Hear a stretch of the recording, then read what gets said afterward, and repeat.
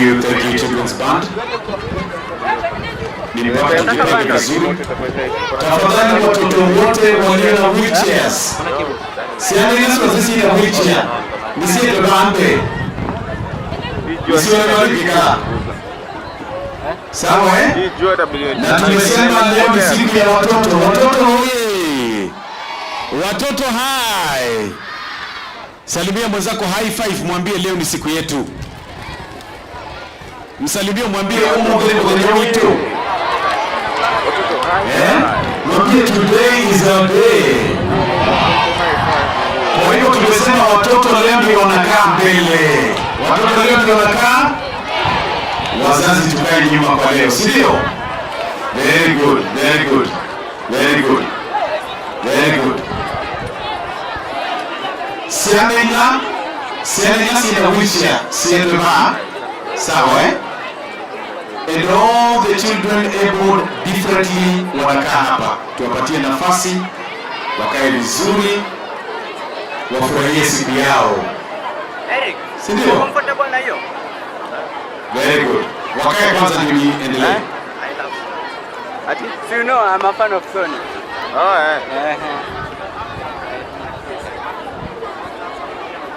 Jina ameanza? Jina ameanza.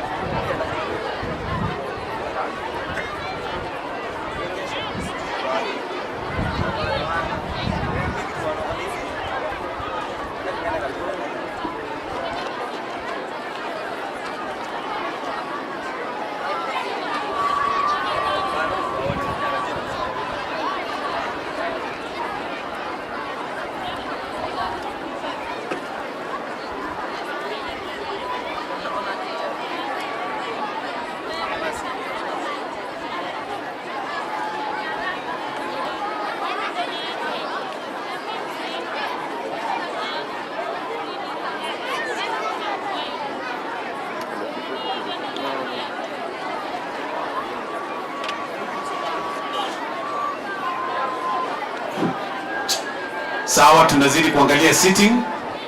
Band, you can now fall out.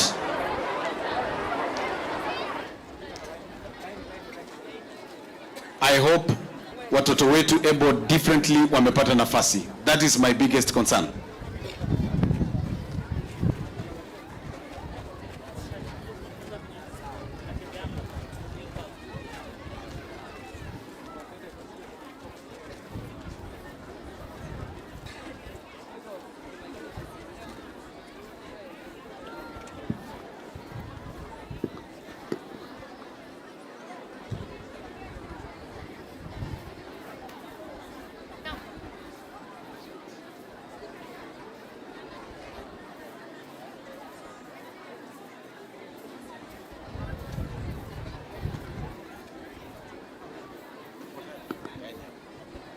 Haya, MC. Yule MC rafiki yangu alienda wapi?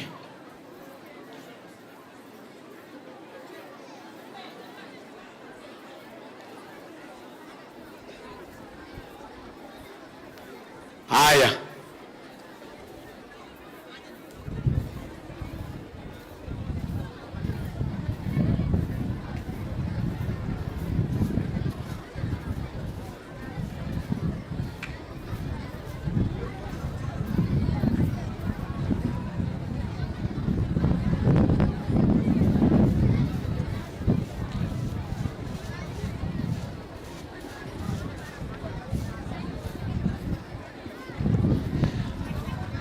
All right. Watoto hoye. Watoto hoye. Hebu punga mkono kama unanisikia, punga mkono nione, punga mkono. Leo ni siku ya watoto na kwa hivyo MCs wetu ni watoto. Mnataka kuwaona? Mtawashangilia? MCs ambao ni watoto? Aya. Wanafunzi nisaidieni tuwakaribishe MCs wetu Mutio na Kimaiga wanapokuja tuwapigie makofi. Tembeeni mbio mbio kama MCs bwana. Mbio mbio na mpande juu. Watoto wetu ndio hawa ambao leo ndio MCs wetu. Mjitambulishe, muongee na watoto, alafu mtuitie Reason Music akuje. Watoto wewe. Watoto wewe. Watoto wa. Simchangamke. Watoto wewe. Watoto wewe. Okay, first my name is Balon Kimaiga and here is my colleague. Let her introduce herself. Watoto oye. Uno oye. Watoto oye. Yes, sauti ya watoto. Sasa siku yenu. Watoto oye. Okay, so my name is Shned Mutio. I'm from Uno Comprehensive School. I'm the MC. Very good. Let's introduce Reason Music. Reason Music ndiye performer wa kwanza atuletee burudani. Where is Reason Music? Reason Music hayuko karibu. Tumuruke. Reason Music? Reason Music is not there.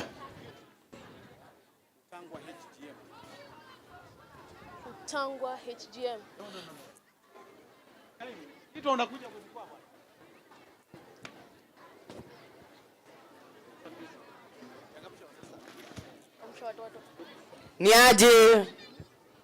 Niaje.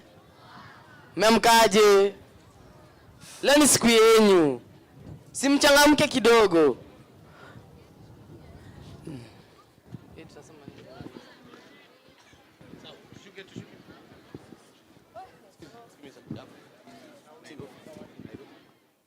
So next new.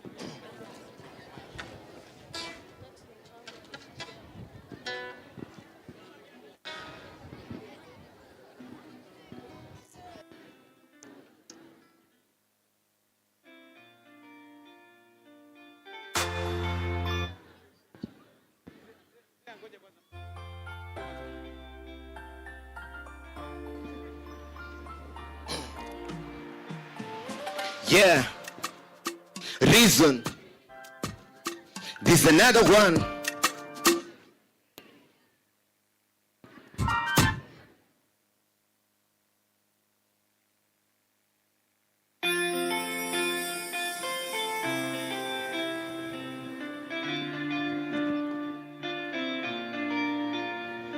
Yeah.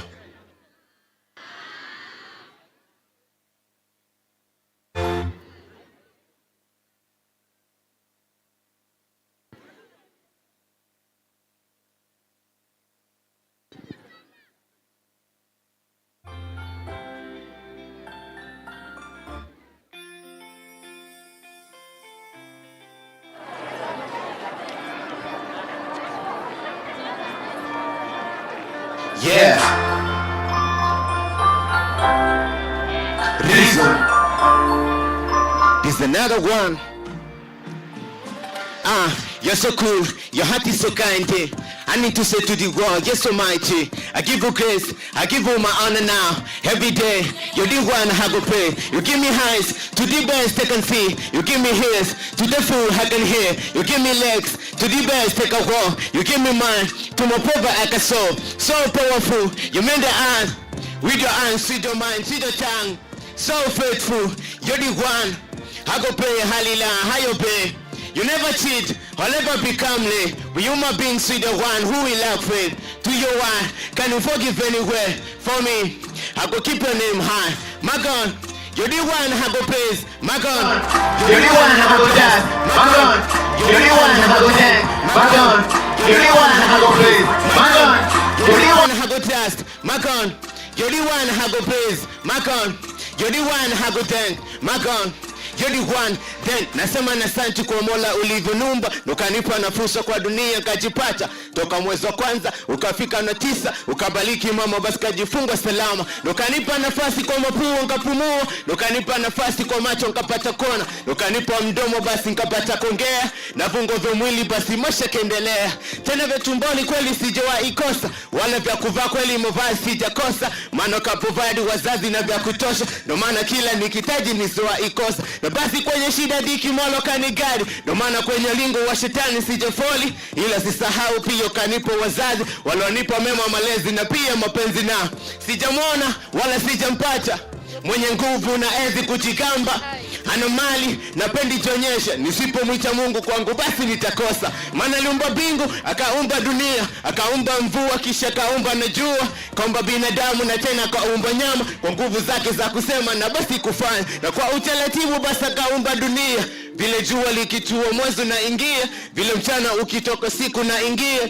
Kweli Mungu hakuna kama wewe, cause my God, you listen to my cries, you give me hearty comfort and love when I cry. Like I done to the sun, you never try to give me all the reasons every day to live to her now. My God, you're the one I go praise. My God, you're the one I go pray. My God, you're the one I go trust. My God, you're the one I go thank. My God, you're the one I go praise. My God, you're the one I go trust. My God, you're the one I go thank. My God, you're the one, yeah, so powerful. You mend the hand with your hands, with your mind, with the tongue.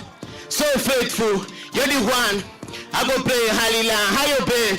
You never cheat or never become late. But human beings with the one who will have faith to your word. Can you forgive anyway? For me, I go keep your name high. Reason.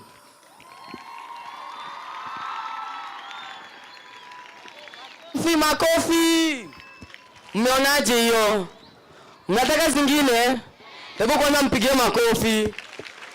Siski. Si Kalamba. AIC Kalamba CDC. Haraka haraka. AIC Kalamba CDC. Simtembe leo ni siku yenu. Hebu tuwapige makofi wakiingia.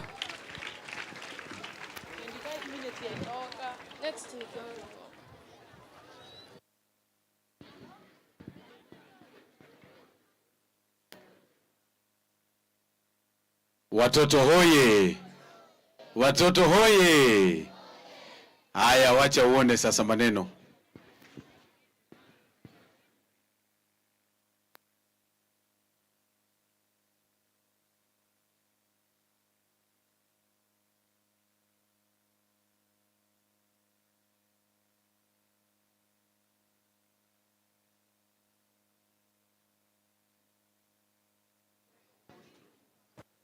Inyokoni primary, be ready. Ini nini? Nairobi probation. Nairobi probation pia mjiandae hapa.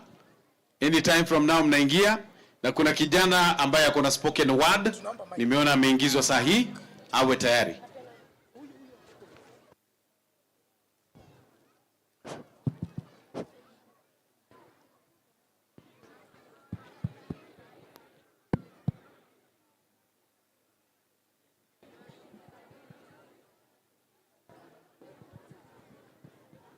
About to take the stage, KE 233 Kalamba Makueni. Welcome. Today, under the wide African sky, we pause with purpose. We remember, we reflect, we rise. It is June 16th, the day of the African child. A day carved not only in history, but in the hearts of all who believe in a brighter tomorrow. It is a day born of courage. In Soweto, 1976, when voices of school children defied silence and demanded dignity, demanded rights, demanded the future.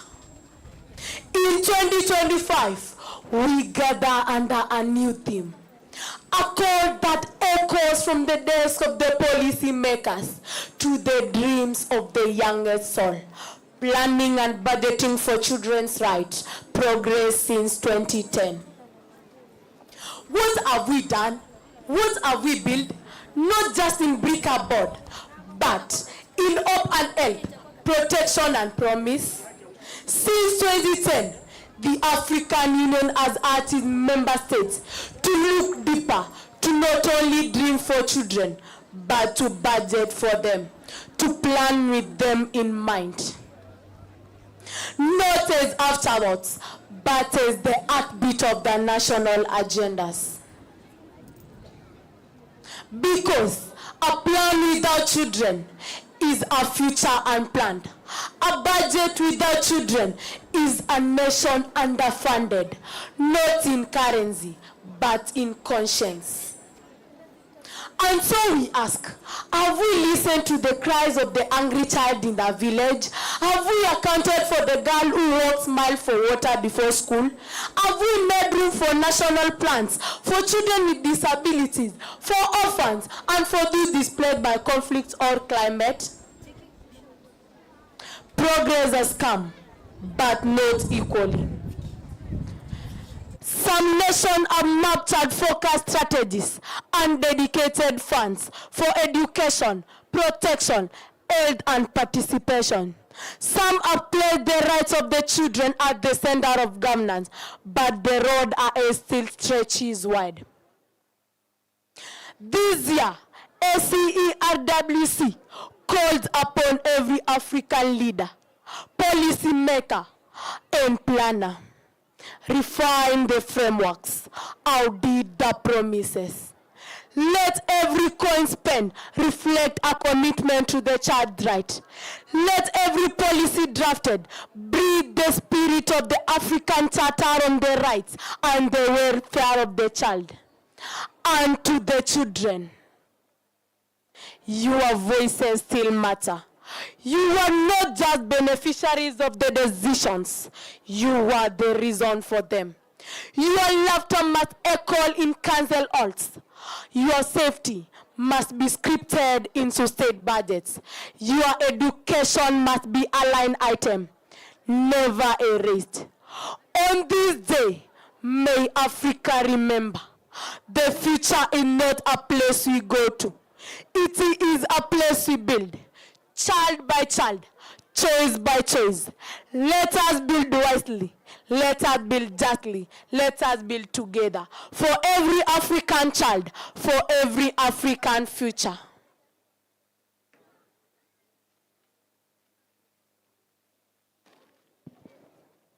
On African soil, where hope takes, as summer rises, tender baptisms, each other promise, each dream of faith. Calling leaders now to honor their name. Since 2010, the journey began.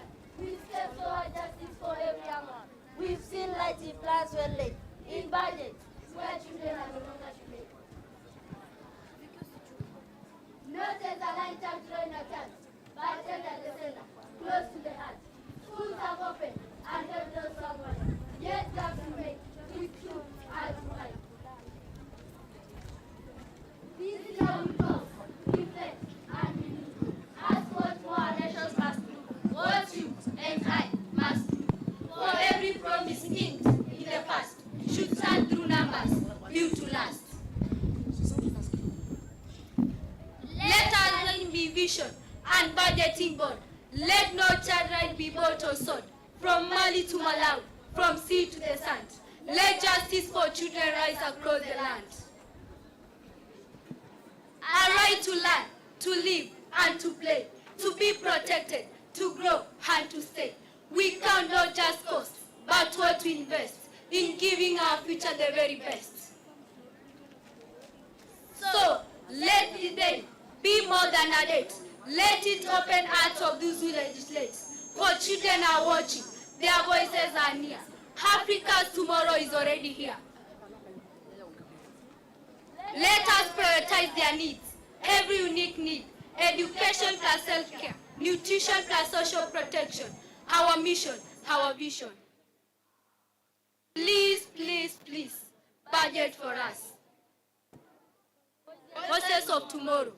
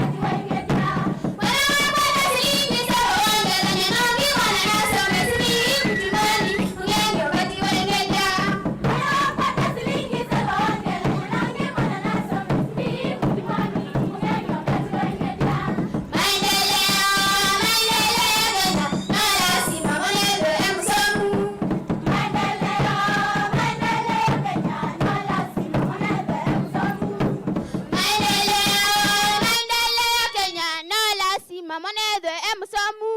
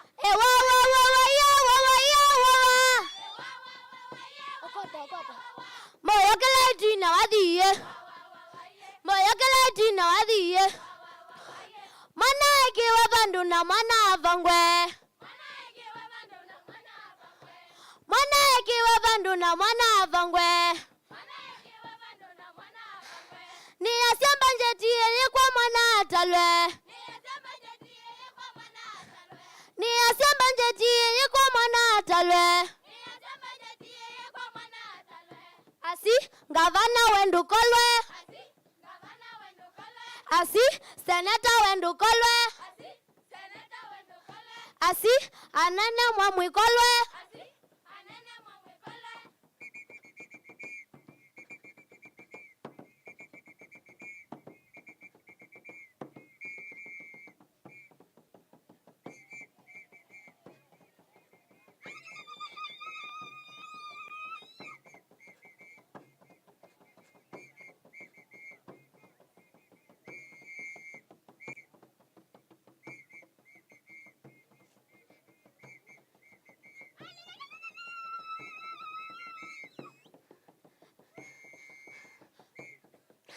Kiza kiza watamanga wa mama ndingo bongo.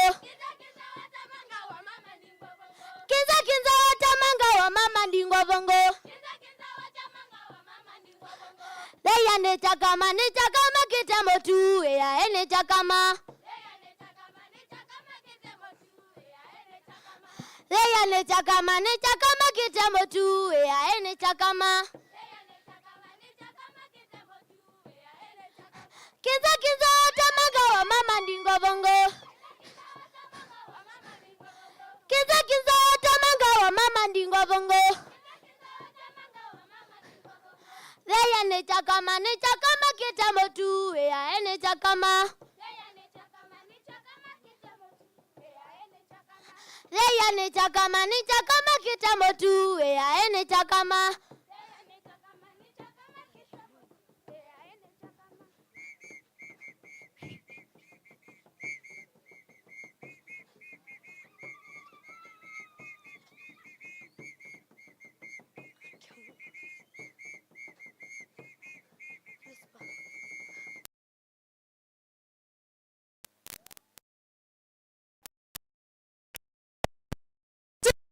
Record.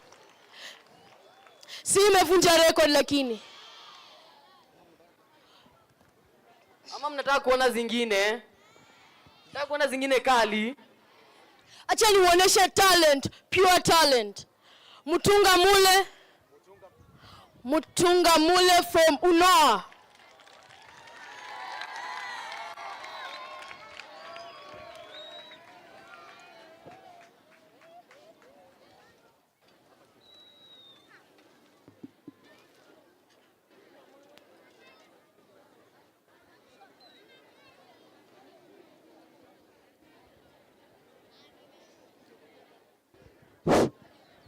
Wapi makofi ya Mutunga Mule? Mutunga kama unavyomwona amepewa talanta tofauti na atatutangazia mpira hivi leo, na amesema anataka kutuletea mchezo kati ya Chelsea na Arsenal. Karakana ya soka makao soka bora zaidi chambilecho. Waenga wako makabila kutoka mfuka kwenye tako la chupa walipodhurumia kikwama timu ya klabu ya Chelsea. Watakuwa wameingia uwanjani kumenyana na timu ya Arsenal kama kawaida, Chelsea wakiwa nyumbani. Mlinda mlango yuko Sajez, mabeki yuko kijana Colwell, yuko kijana mwingine ukipenda anaitwa Marco Kurela, na yuko kijana huyu Reece James, na yuko kijana huyu anafahamika kama vile ukipenda Malo Gusto.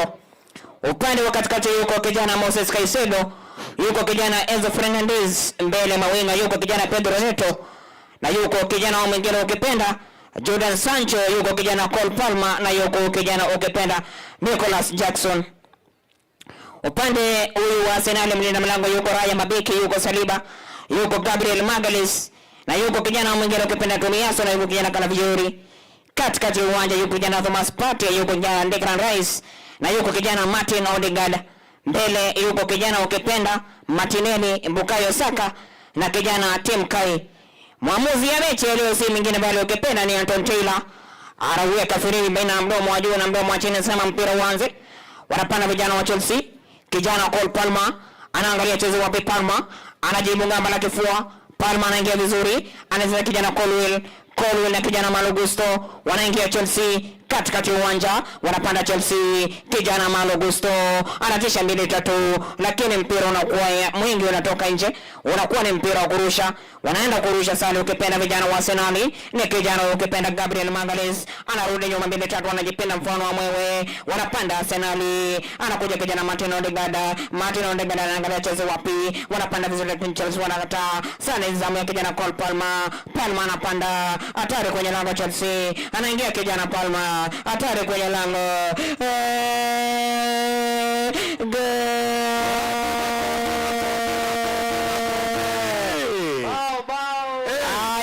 Tena kwa haraka sasa ikiwa nizamu ya vijana wake Mikel Arteta, anapanda kijana Martin Odegaard katikati uwanja, kijana Gabriel Magalhaes na kijana ukipenda Bukayo Saka anasaka 2-3, anaangalia chezo wapi, wanaingia Arsenal, anakuja kijana Arsenal sasa, Bukayo Saka anaingia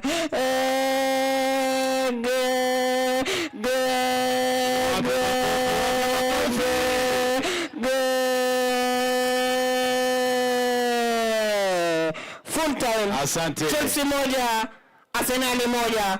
Ananikumbusha huyu kocha wa zamani wa kipenda wa Chelsea Thomas Tuchel. Anamnyima kijana Romelu Lukaku kuingia kwenye mchezo. Akienda kubisha mlango akidhani atafunguliwa na bibie. Anafunguliwa na kijana huyu Romelu Lukaku. Anapata bibie kashaenda zake bafuni. Full time 1-1. Wow, wapi makofi ya Mutunga mule? Hey, Sema ukweli. Ngoja bwana MC. Mimi nikiangalia naona huyu si superstar. Si tumweke hapa karibu na mama. Akae hapa. Mimi nataka apelekwe pale mbele, akae hapo karibu na mama. Makofi yake. Azungushwe kule. Akae pale. Mimi siwezi fanya hivyo. Siwezi. Okay, Inyokoni Primary School. Ngoja. Baidha, leo ukipatana na first lady utasikia aje? Hey, kama kuongea na mtu leo anakauka. Rioshe ongea na yeye. Man, simwarakishe. Wewe simtembe kwa wanafunzi.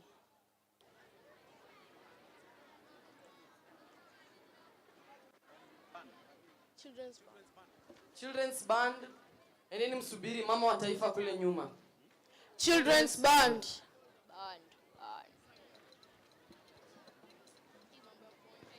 Children's band kama ilivyotangazwa, simameni karibu na exhibition. Hapo ndio mtampokea mama wa taifa tafadhali.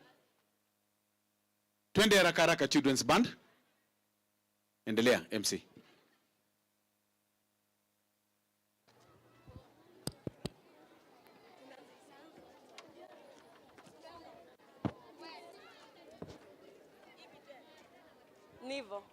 Nivo. Vigelegele hapa kwetu Makueni leo. Vigelegele hapa kwetu Makueni. Vigelegele hapa kwetu Makueni leo. Vigelegele hapa kwetu Makueni. Gavana wetu tunakupa pongezi. Vigelegele hapa kwetu Makueni.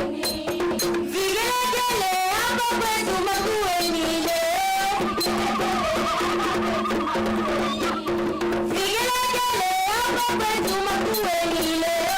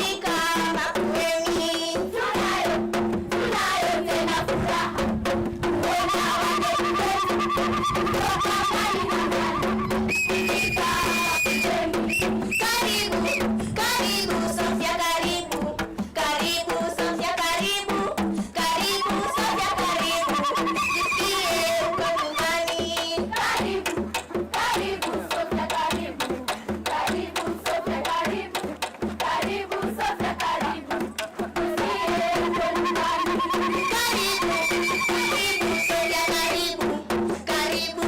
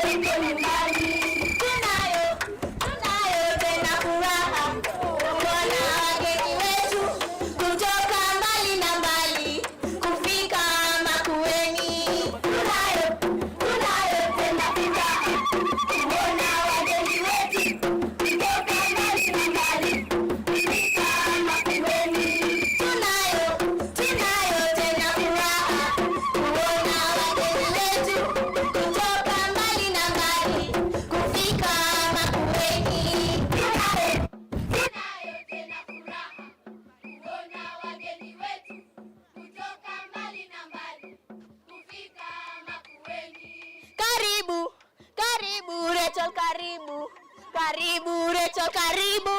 Karibu Rachel karibu. Jisikie uko nyumbani.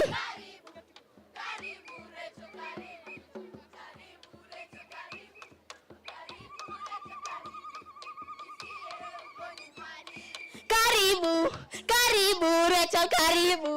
Karibu Rachel karibu. Karibu Rachel karibu. Jisikie uko nyumbani.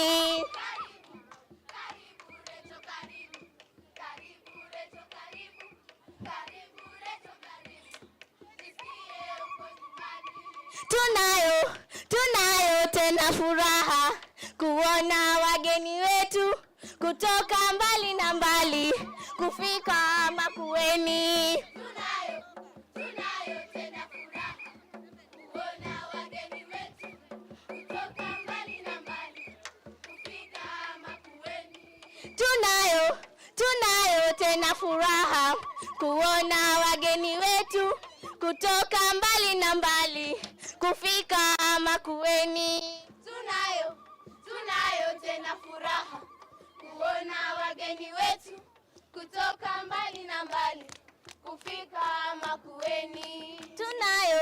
Tunayo tena furaha kuona wageni wetu kutoka mbali na mbali kufika Makueni. Anzeni. A little chant from AIC in your Koni present. Not just a name, by Clement. A silent take beneath out of no bedtime tales of castles and stars. Only locked doors and invisible scars. From toddler to teen. Where, what a truth. Life ilikuwa hard. Just in from a screen of sorrow and pride that turned to my childhood dream. Once. We laughed over Motokori and Ugai. Mama dance, Baba cracked silly pokes. But one day, the joy ran dry. Work was lost, bills piled high. Baba's eyes grew cold and low. He found friends in Moratina and Busa, and left us in woe. No school fees, no lunchbox, only chores and padlocks. I swept, I cooked, I fetched water by dawn, while my books gathered dust. My hopes are gone. I children pass with pens, while I pass with pain. I was still lucky day. The one who fish, the one who smell. They called me names. Ule mtoto wa mama mboga.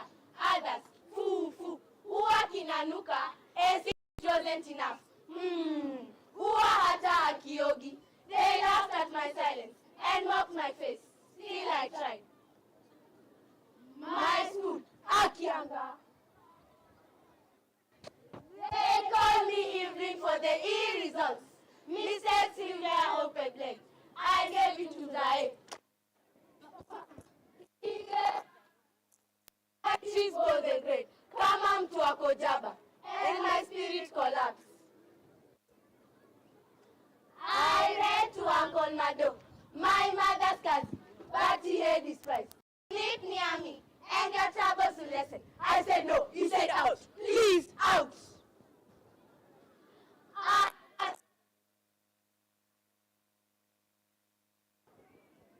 But a stranger in uniform, she became my friend, Mrs. Rachel. She saw the bruises, the anger in my bones, the pain I had learned to carry alone. She spoke gently. She wrote down truth. She called the center, and they took me to lie to her to truth. Now I am in school. I wear my name like a crown. Amani, peace. They taught me my right to safety, to food, to joy. Oops. And to books.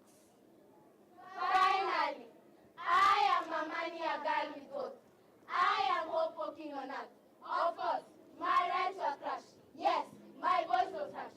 But I am not what they call me. I am more than what they did to me.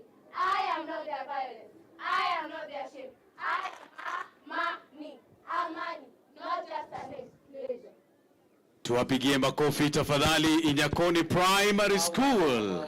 Nani ameona hiyo energy? Nani ameona hiyo energy? Mnakaa ni kama mjachangamka, mnakaa mmeboeka. Leo si ni siku yenu. Leo ni siku yenu. Mbona mmeboeka? Nani anapenda kuona acting? Nani anapenda play? Tebu mutie tweet hiyo next. Nairobi Probation Hostel with a skit. Na wakati Nairobi Probation wanapotuletea mchezo, naomba nitangaze jambo kidogo. Alamu iku yewi yondi kambikanga unone ikanga kwoko huku yewi yondi. Asante. Nendo tangaza kada tuina uandikithia wa SHA CEO wenu wa health hari mulei nuanda byakana babe na yema ya SHA. Kwa hiyo thandu wisindu yandikithie na SHA ndukumbe utayandikithie likaba ande nini rais byo yema ti abaya wandikithwe wambie kuita wa manaba huko hapa Makueni hoye twambie kuyandikithia baya na SHA nikana tuita we batena wasiwasi. Asante. Thank you. Skit. Okay. Shalom, brothers and sisters. I think there is another version of it. Hi, cousins. Okay, my name is Michael Nyamai.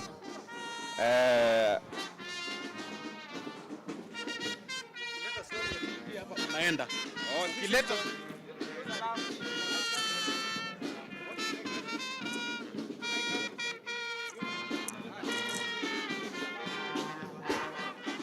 Okay, I'm Michael Nyamai.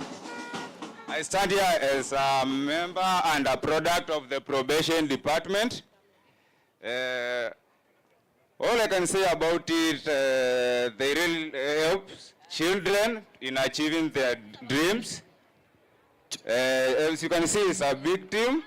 So for my case, they picked me up from standard 7. And they have been able to pay for my school fees for primary, secondary, and now at the university. Ndugu, kwa heshima tunataka performance, your story. Hatuna time. So, the first lady is almost here. Fanya performance, watch a story. So what I would like the government is to provide more resources on the team so that they can help more children to achieve their goals. Thank you. I want to introduce my younger brother for a piece.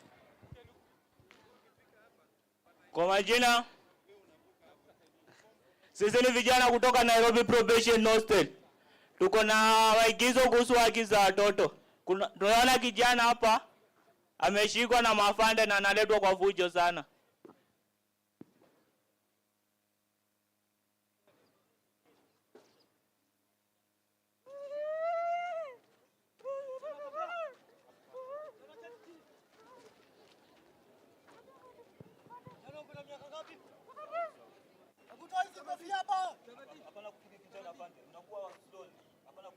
Kijana uko na miaka ngapi?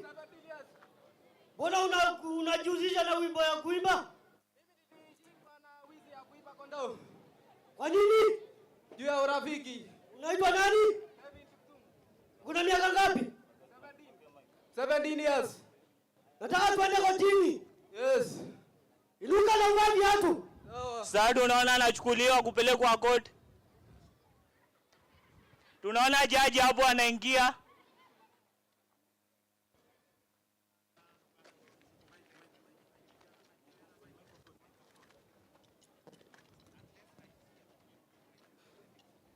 Mnasikilizwa katika koti la kwanza. Hakimu akiwa Bwana Praise Koech. Karibuni. Kesi la kwanza. Kevin Kiptum umeshtakiwa na kosa la kuiba mbuzi. Maelezo ni kuwa mnamo tarehe 13 Januari mwaka 2025 majira ya saa 1 usiku katika eneo la Kitengera kwenye bunge la Kajiado Mashariki ulipatikana na mbuzi ya dhamana ya shilingi 3,500 ambayo inasadikiwa kuwa ya wizi. Ni kweli au si kweli? Kijana una miaka mingapi? Kijana una miaka mingapi? 17. Wewe ni mtoto na unajihusisha na wizi? Unaenda shule? Ndio. Uko darasa la ngapi na unasomea wapi? Niko shule ya upili kule Kitengela. Uko darasa la ngapi? Form 1.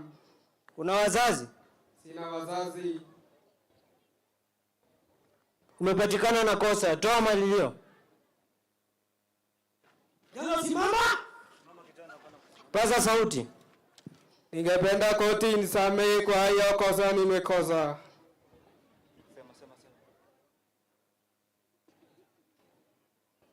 Kesi imepelekwa kwa idara ya probation ili kuandaa ripoti ya kabla ya hukumu. Tunaona probation anainuka. Tunamwona anaingia kwa ofisi ya polisi. Bade. Ndio fan.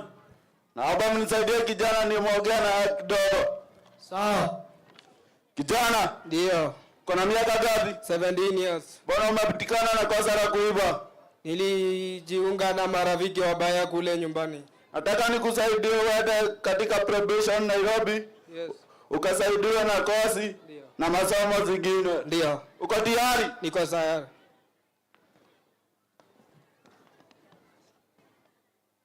Sasa tunaona probation anarudisha ripoti kwa mkuu wake. Yohana, the report is ready. Kevin Kiptum.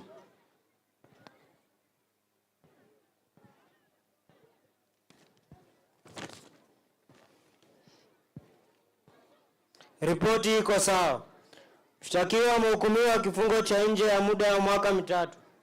Kwa mwaka mmoja wa kwanza atapelekwa katika chumba cha uangalizi wa wafungwa Nairobi Probation Hostel. The court is adjourned. Tunaona tayari kijana hapo amechukuliwa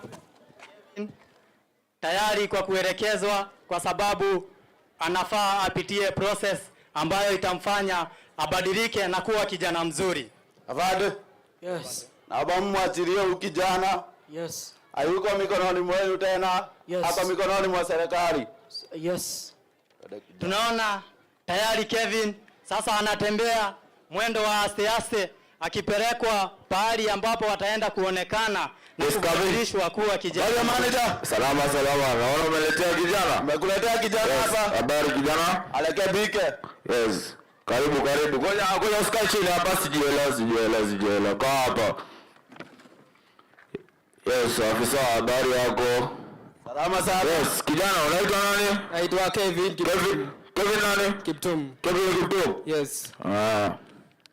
Yes, Kiptum. Yes. Umefanya nini? Nimeiba kondoo. Umeiba kondoo? Yes. Umeambiwa hapa unakuja kufanya nini? Nimeambiwa hapa nakuja mwaka mmoja. Kufanya nini? Kusomea carpentry na masonary. Oh, sawa. Karibu sana. Yes. Hapa utajumuika na wenzako. Dio. Na hapa tutaishi kama nyumbani, sawa? Ndio. Ngoja napigia ofisa aje akuchukue sasa hivi mara moja, akuonyeshe mazingira, sawa? Ndio. Umekula? Bado sijakula. Niko na njaa sana. Nakuona una njaa. Ngoja utapewa chakula sasa hivi, sawa? Sawa. Yeah, Mr. Kanja. Njoo hapa ofisini kwangu mara moja tafadhali, na mazungumzo nawe. Sawa. Yes, come in. Yes, Mr. Kanja. Yes. Hapa kuna kijana. Na kuomba nikukabidhi mikononi mwako. Utamuonyesha mazingira hapa, sawa? Yes. Kijana unaitwa nani? Naitwa Kevin Kiptum. Mimi ni ofisa Nairobi Probation Hostel. Ndio. Na umekaribishwa huku. Asante. Na hapa kuna masomo kenye utajifunza. Sawa. Na pia kuna idara ya counseling. Yes. Kama kuna matatizo ya akili. Yes. Unarekebishwa kidogo. Yes. Na manager kwanza kumuonesha mazingira. Sawa kijana. Tuongozana na ofisa akupe chakula ukule, uoge hapa watu wanakaa safi, sawa? Ndio. Na utaonyeshwa mazingira, sawa? Sawa. Sawa, ongozana na ofisa wako. Tayari tunaona kijana amechukuliwa. Sawa, ofisa. Sawa, asante. Karibu sana kijana. Safari njema. Kwa amebadilika sana. Ataonekana akiwa kijana wa haja katika community, atafunzwa carpentry, atafunzwa masonry, kisha atafanywa kuwa mtoto mzuri kwa community. Hata kama watu walikuwa wamemkataa, anaenda, anaoga, anatoa hizo dhambi zake na tena anarudi kubadilika akiwa kijana mzuri kwa society. Yes, officer. Karibu sana. Yes. Kijana umerudi? Nimerudi. Umejifunza nini? Nimejifunza kuhusu kusoma ya carpentry na masonary. Sasa uko sawa kabisa? Yes. Ukirudi raia utakosea tena? Hapana. Sawa, karibu. Nimepigia wazazi, natumaini wataingia hivi karibuni. Sasa tunaona shangazi yake na mjomba wake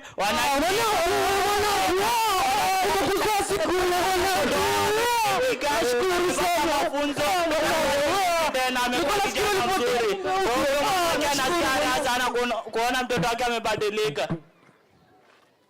Asanteni. Asanteni. Asanteni. Asanteni kwa machache. Na mbarikiwe sana kwa kuweza kutuangalia na kuona skiti ambayo tulikuwa nayo. Mpate pongezi.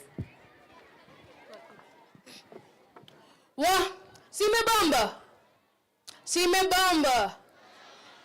Okay, so Kavonzweni AIC, be ready. Kwa sababu Kavonzweni AIC hawako tayari, naomba sasa tualike K234. K234, take the stage. Karibuni. Kavonzweni and Unoa, be ready. Also Kavuko, prepare. Anytime from now, Her Excellency the First Lady of the Republic of Kenya, Mama Rachel Ruto, atakuwa anafika hapa.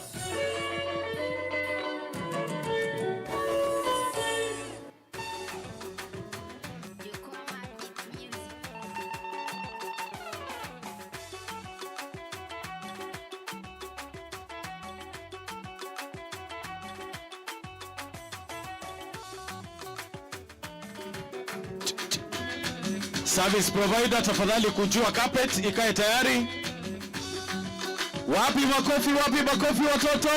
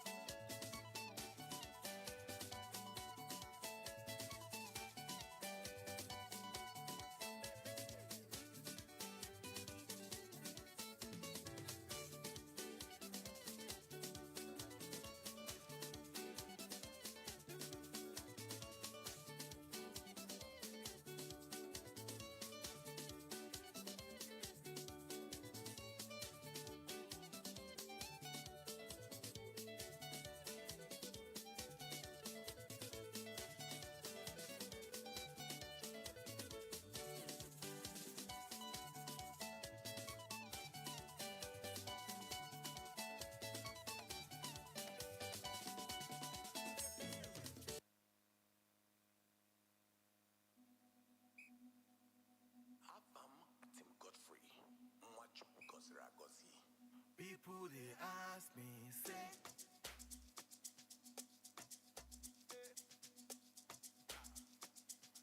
waiting they make me shine.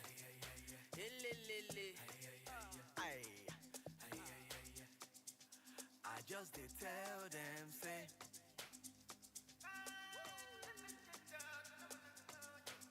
Now Baba look at they make me shine, shine, shine, shine, shine, shine, shine, shine, shine, shine, shine, shine, shine, shine. Aya, aya, ade, kakaraka, no more scatter, scatter, everything in kakaraka. Ade shine, ade shine, ade shine, ade shine, ade shine, shine, shine. It's nothing but laka. I just did tell them say. Now Baba look at they make me shine, shine, shine, shine, shine, shine, shine, shine, shine, shine, shine, shine, shine, shine, shine, shine, shine, shine, shine. Brother, what you cook? Shine.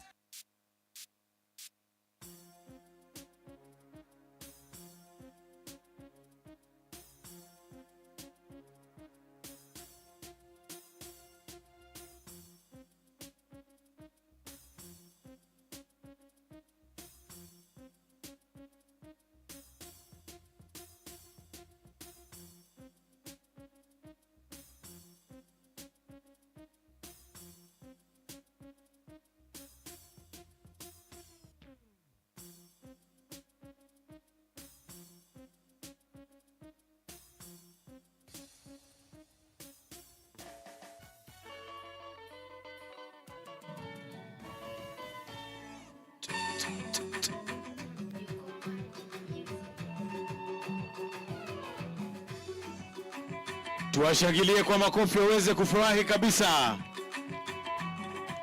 Ala, watoto makofi.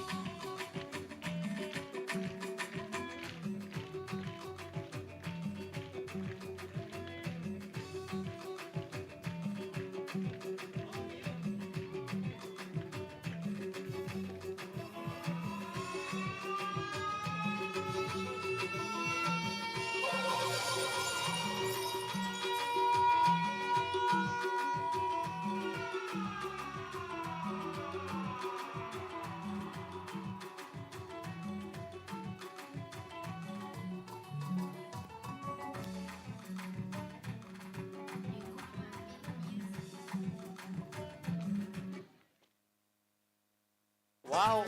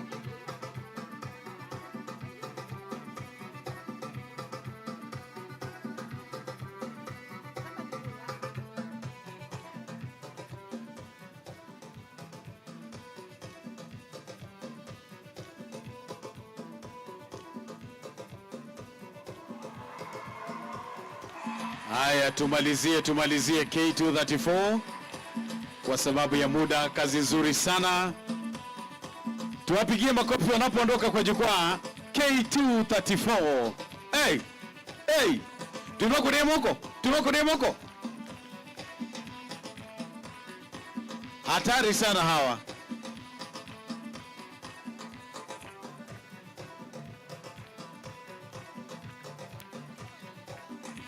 Hata MCs wetu nao wanajua kudance. Ebu DJ, ebu tuone hawa MCs ni kuongea ama wanajua kudance.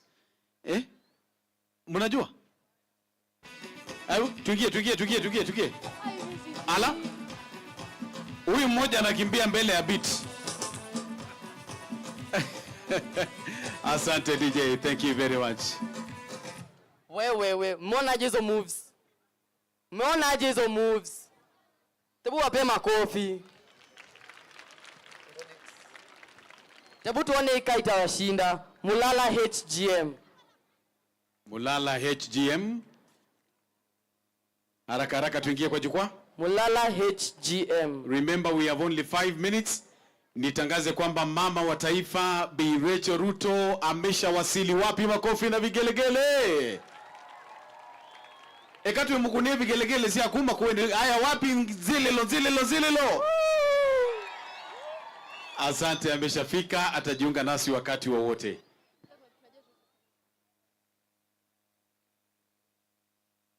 Wakati wanapoingia nimulikane kana ba yabe na yema ya kuyandikithia na sha ku ethendo yandikithite na sha tafadhali ndukume ba utayandikithite na ala meku yewiyo ni tafadhali muyathoche no ulikile ba ya getini ya ibaya ukayandikithio na sha na ukonga moba ndui basa ndui musie. Karibu sana, ingia ndani, jiandikishe na sha. Ukitoka hapa uanze kutibiwa bila malipo. Sawa sawa? Very well.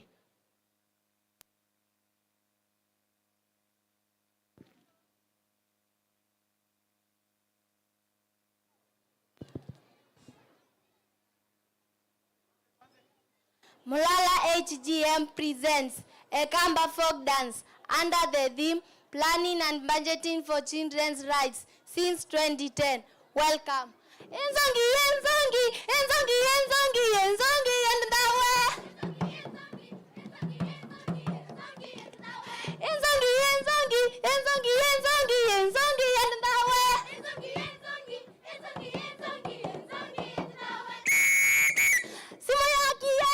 Simu ya umi ya kukaunti ya mbe ya nukebo. Tena mube mwingi mono nundu wa ibusoye. Toke kutania mudenya wasiana.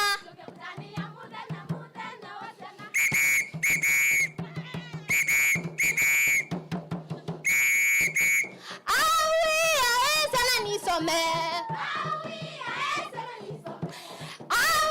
ae sana nisome. Na sana nisome oneza sede maendeleo.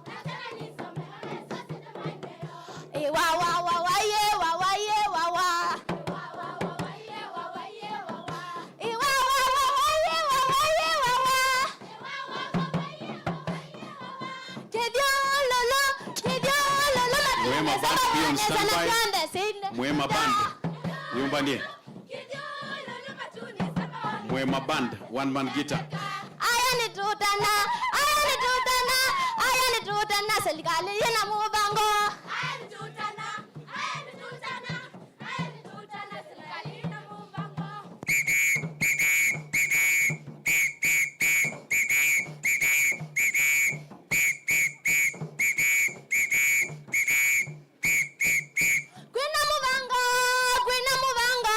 Kwina mubango basiana kusubiwa.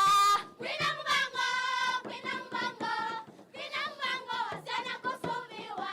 Kumekia mbini yala mekwata na makosa makuvisia siana. Kumekia mbini yala mekwata na makosa makuvisia siana. Maendeleo makaunti maendeleo ni twamona. Maendeleo makaunti maendeleo ni twamona. Maendeleo makaunti maendeleo ni twamona. Maendeleo makaunti maendeleo ni twamona.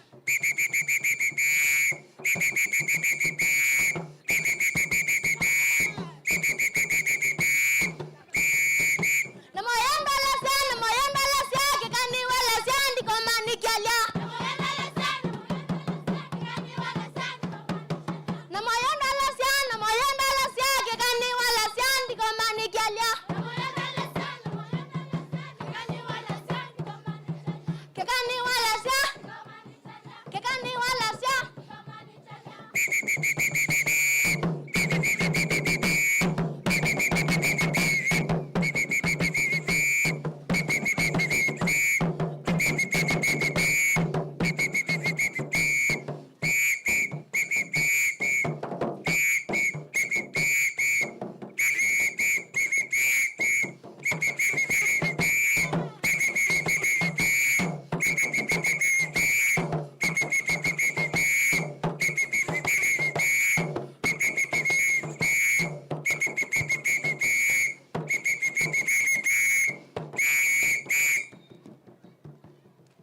Tuwapigie makofi, tuwapigie makofi.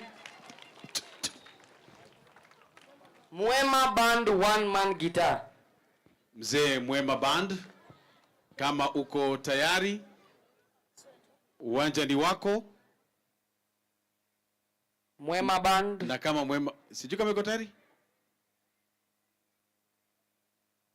Hayuko karibu. All right. Next on stage, kijana.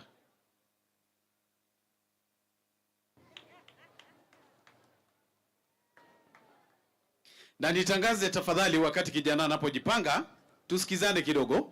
Mama wa taifa akiingia hapa, tutasimama sote, tutadance na yeye, tusikie vizuri. Si kweli watoto? Wangapi wataka kucheza na mama wa taifa leo nione? Ni maana tamako enda usunga na first lady. Ni mko enda usunga ba? Na ba? Very good. Be on standby. Alafu the following teams will perform first lady akiwa hapa.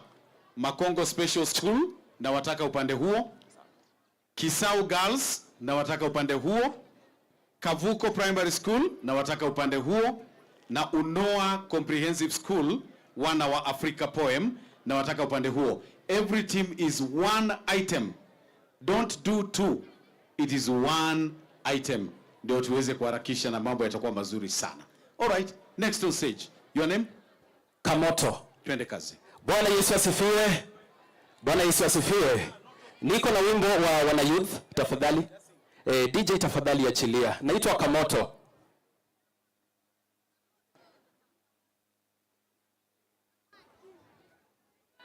Nipe sauti tafadhali DJ.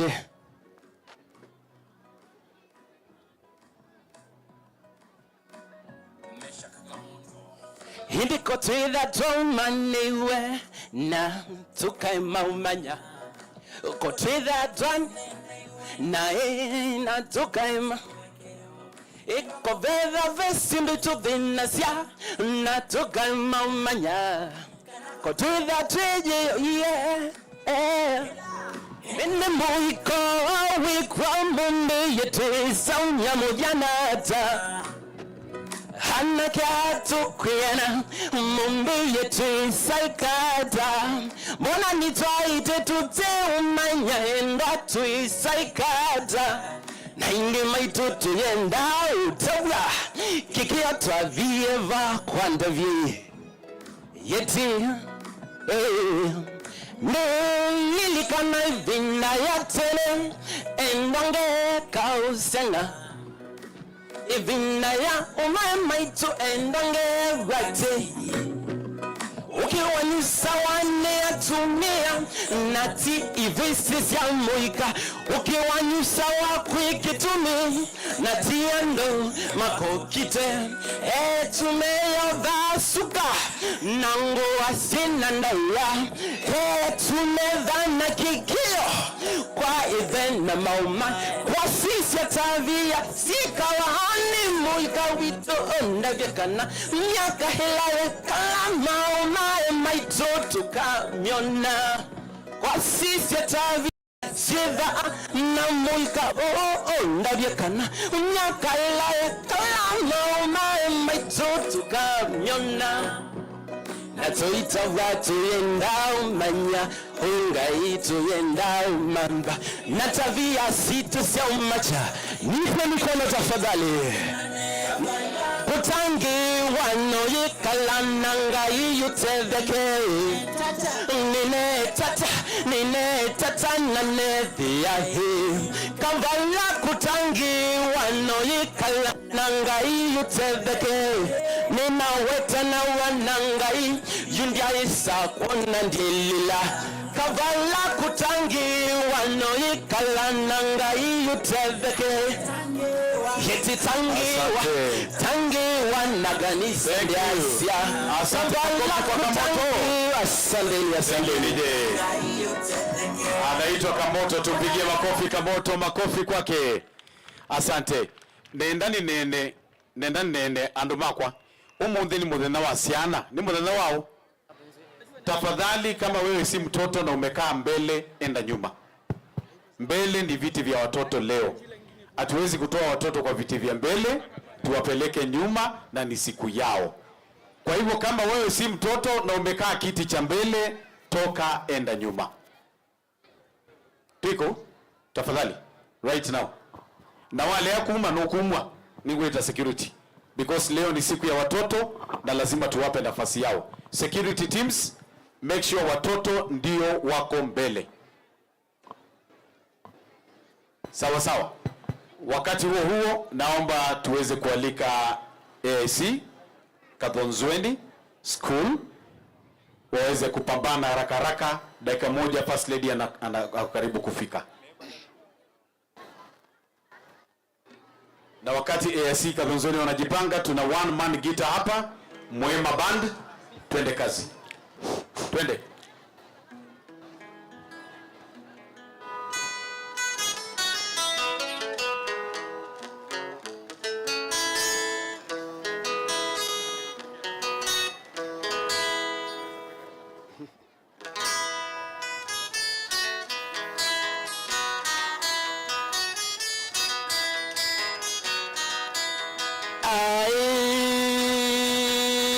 Kenya yetu isonge mbele na maendeleo.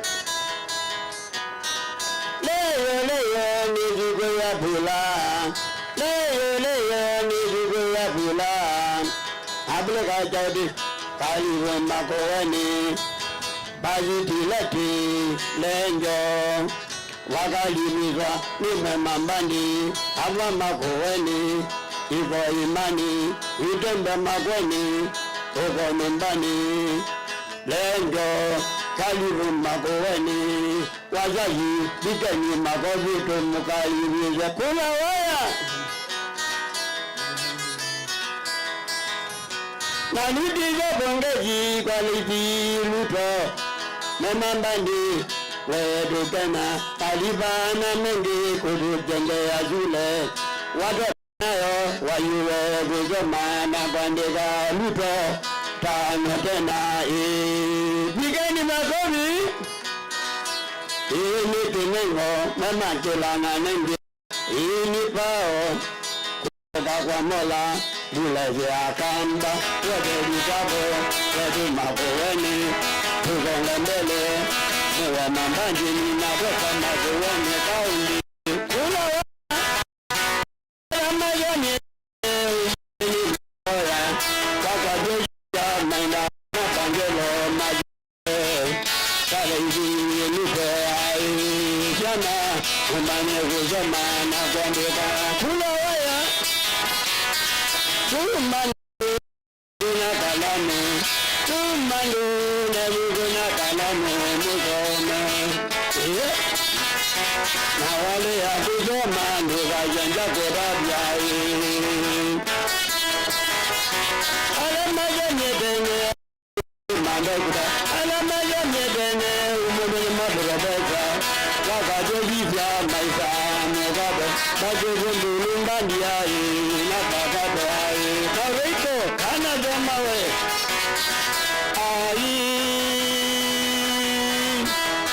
Kenya ni baba yetu, Kenya ni nchi yetu. Kenya iko maendeleo na ya bongezi haya kwa Ruto ya mema.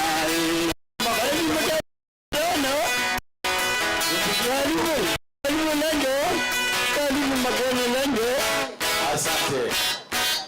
Wow, tumshangilie kwa makofi Mwema Band, kazi nzuri sana. Tusonge tu kidogo ndio mama wa taifa waweze kupita hapo vizuri. Asanteni sana. Hawa walio jukwani sasa ni Kathonzweni AIC Comprehensive School wakiwa na presentation yao tamu sana. Hebu tusikilize, twende kazi.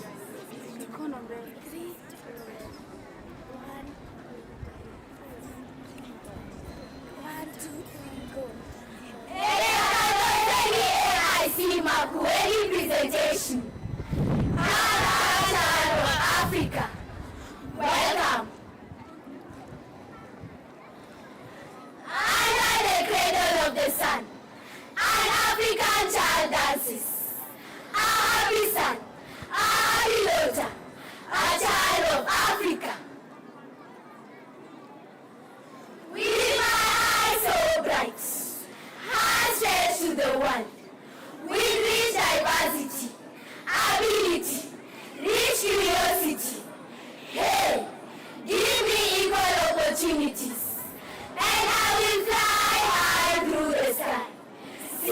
I'm a child of Africa.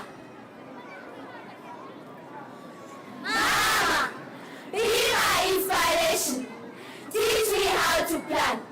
Oh, budget for my food and save for my clothing. Father, save for my quality education. And watch me blossom and reach dreams. Dreams of a proud child of Africa.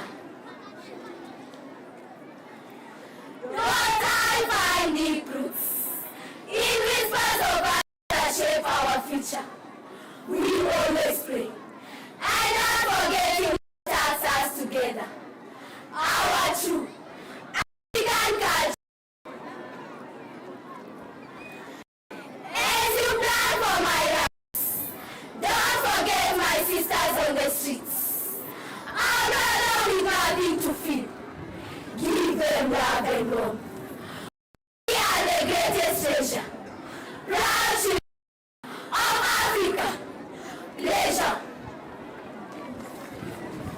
Tuwapigie makofi kabisa. Makofi. Makofi tena kwa AIC Kadhonzweni kwa presentation zetu. Kutumalizia presentation zetu ni Utangwa HGM waweze kuingia, alafu tujiandae kumpokea mama wa taifa. Utangwa HGM. Na niseme tafadhali, as we do our presentations, sote tuna face upande huu. Number 2, tunaendelea na usajili wa SHA pale kwa hema. Mwando kuume utayandikithite na SHA umundi. Tuamina event. Ingia hata kule kwa feel free kuingia. Hakuna mtu anakuzuia. Ingia, jiandikishe na SHA. Uanze kutibu bila malipo. Mwisho kabisa, watoto hey. Watoto hey. Watoto hey. Leo ni siku yenu, si ndio? Kwa hivyo mumkaribishe kwa nguvu kabisa na muwe tayari kuwashangilia wale wote ambao watazungumza hapa. Sawa sawa. Mwisho kabisa, DJ atakapo kuwa tayari, mama akiingia, kuna muziki utapeperushwa, so tutasimama na tucheze na mama wa taifa tukimleta huku kwa jukwaa na mambo yatakuwa mazuri sana. Thank you. On stage, Utangwa HGM. Karibuni.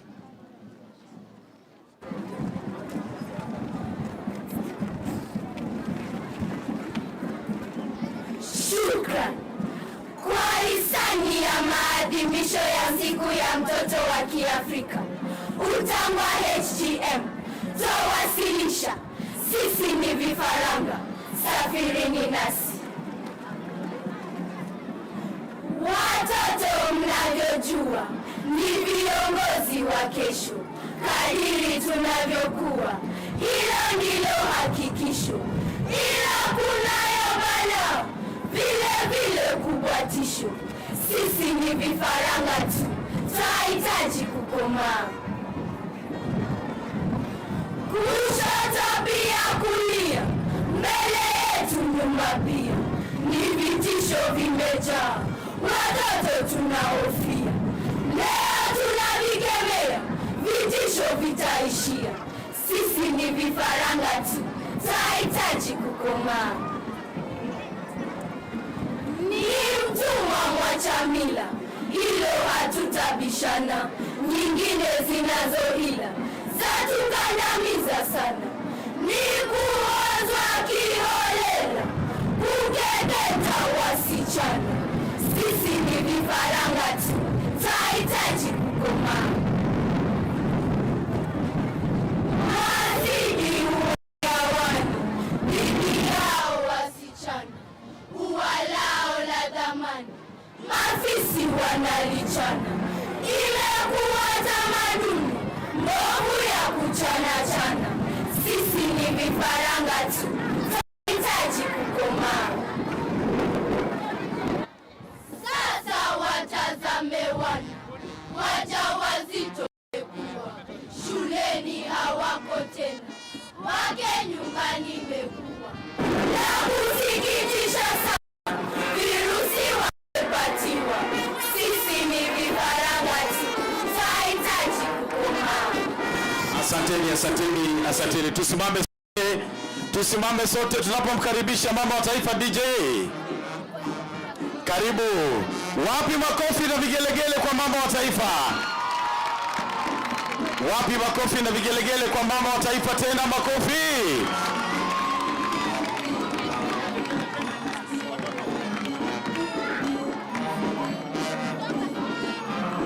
DJ ngoja kidogo. DJ ngoja kidogo DJ.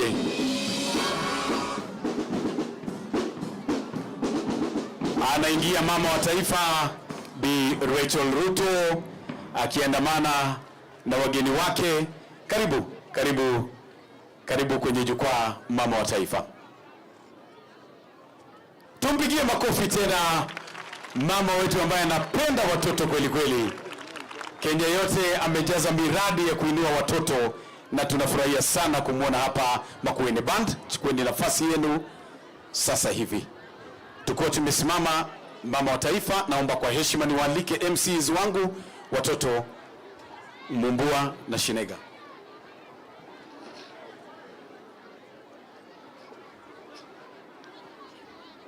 Let us be upstanding for the Kenyan National and East African Community by Children's Band.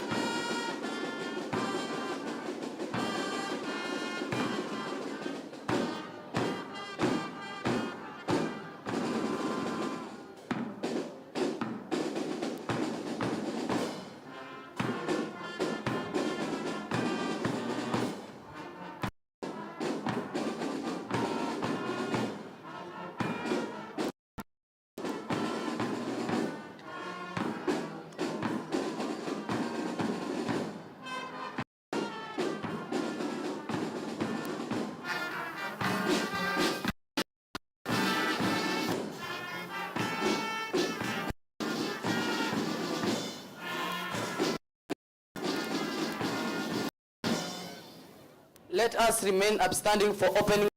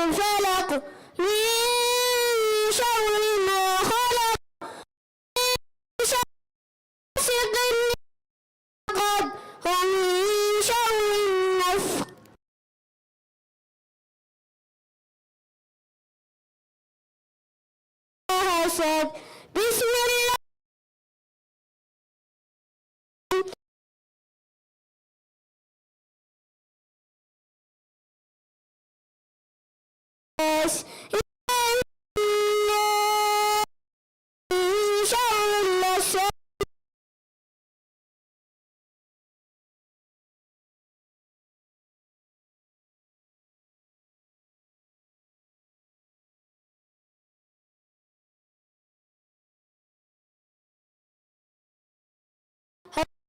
أدعيت به أجبت وإذا سئلت به يا رب العالمين. Let's pray. Our dear everlasting Father, King of Lord, we thank you for giving us to life, dear Lord, to see this day as we celebrate the day of the African, dear Lord. We glorify your name and pray that you may make this day successful. Commemorate the Sowetos uprising in 1976 when kids were fighting for their rights, dear Lord, oh Father. Father, I pray that as in the streets of Father, that embrace the love of having a mother, dear Lord. Father, I pray that they may feel that joy and enjoy with us, dear Lord, as if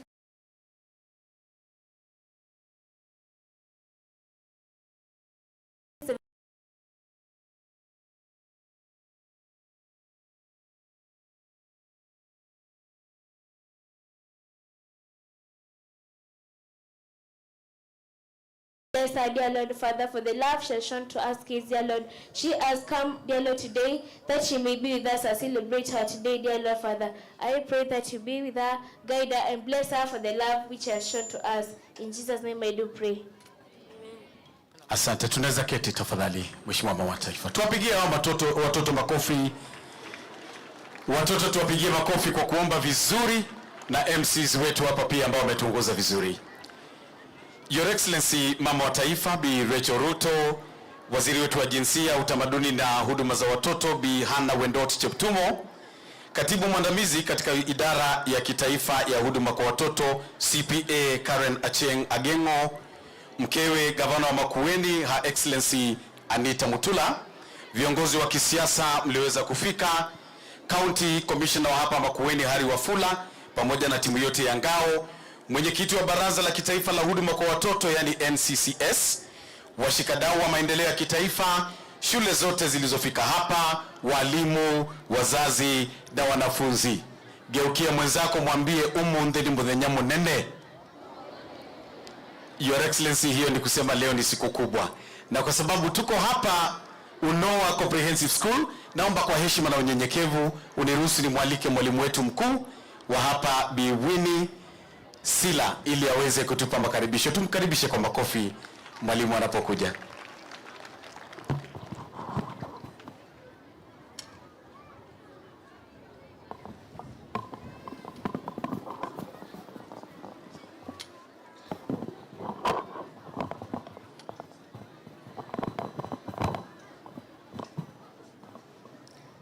God is good. God is good. And all the time. Yes, things are getting better to our children. His Excellency First Lady Rachel Ruto, National Treasurer Honorable John Banti, Governor Makueni in absentia, Honorable Mutula Kilonzo, and First Lady Makueni County, NCCS Board Chair Sophia Abdinul, Principal Secretary for Children's Welfare Services, CPA Karen Agego, Area MP in absentia, Makueni Constituency, Honorable Susan Kiamba, County Commissioner Makueni County, Mr. Duncan Darusi, National Development Partners, Madam Magdalene Wanza, Cluster Manager World Vision Makueni and Machakos, CEO NCCS, Mr. Abdonil Sheikh Mohammed, Regional Coordinator for Children's Service, Madam Salome Mudama, BOM Chair, Unoa Comprehensive School, and all BOM Comprehensive School members, Cape Chair with us, K-Chair with us, KNUT present.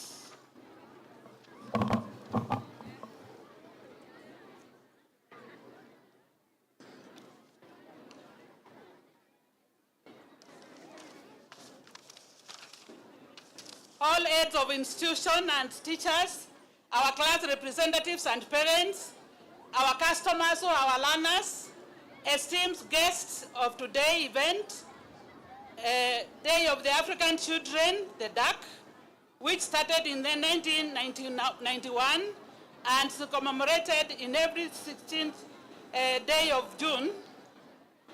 This is Winfred Silla, head of Unoa Comprehensive School. Unoa Comprehensive School is a school which was established in 1950, and the small home unit, which comprises of physically challenged learners, which was established in 1983. It was registered by the government in 20th of January 2024. Basic information of the school. The institution comprises of the following members: 15 members of the committee, which is the BOM, who are seated behind there. You can be upstanding and you wave to the crowd. Those are the members of the BOM. 45 members of the teaching fraternity. Where are the teachers of Unoa? Unoa teachers, be upstanding. Can you wave to the crowd? 11 members of the support staff, and all our learners who are 16, all 4.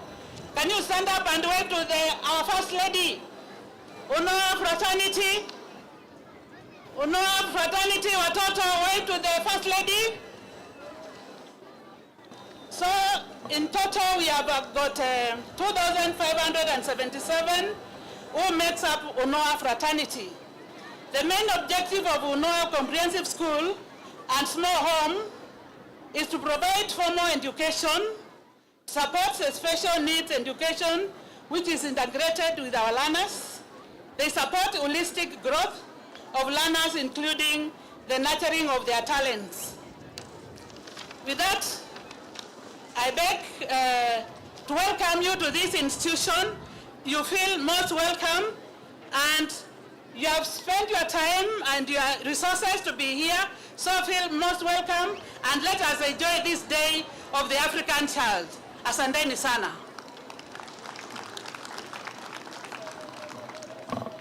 Tumpigie mwalimu tena makofi tafadhali. Asante.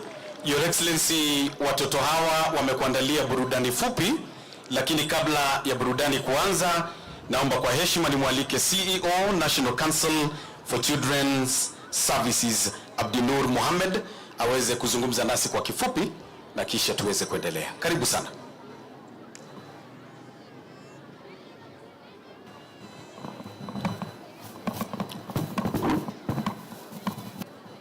Your Excellency, Madam CS, the peers around, all protocol observed. Your Excellency, this day as we celebrate the Day of the African Child 2025, we feel very happy that you have accepted to preside over this event once more. Last year, we have celebrated this same event in Mwatate, Taita Taveta. You have also accepted to be the chief guest at that time. That shows how much you are committed to children and how friendly you are to children. And that's why you are the #1 champion in our country for children matters.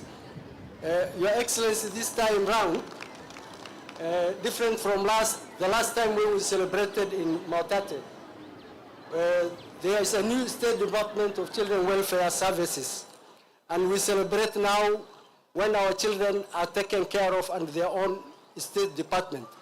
That is a move actually to the right side, which we appreciate His Excellency the President and our caring government for having given us that.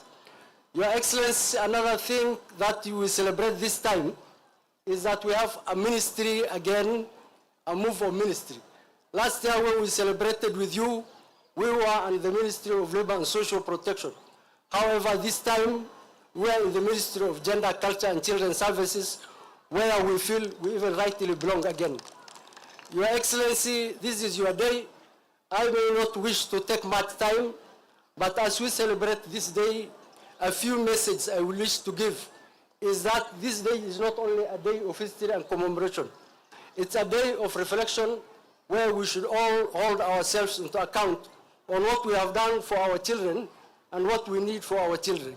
We know as a state, We have done a lot, and we lead from the front as compared to other nations in Africa who, even in most cases, in terms of the African Committee of Experts and the African Charter on the Rights of the Welfare of the Child, as well as the UNCRC Charter, we are always the first and the best in reporting, and sometimes even we are the ones who offer them training.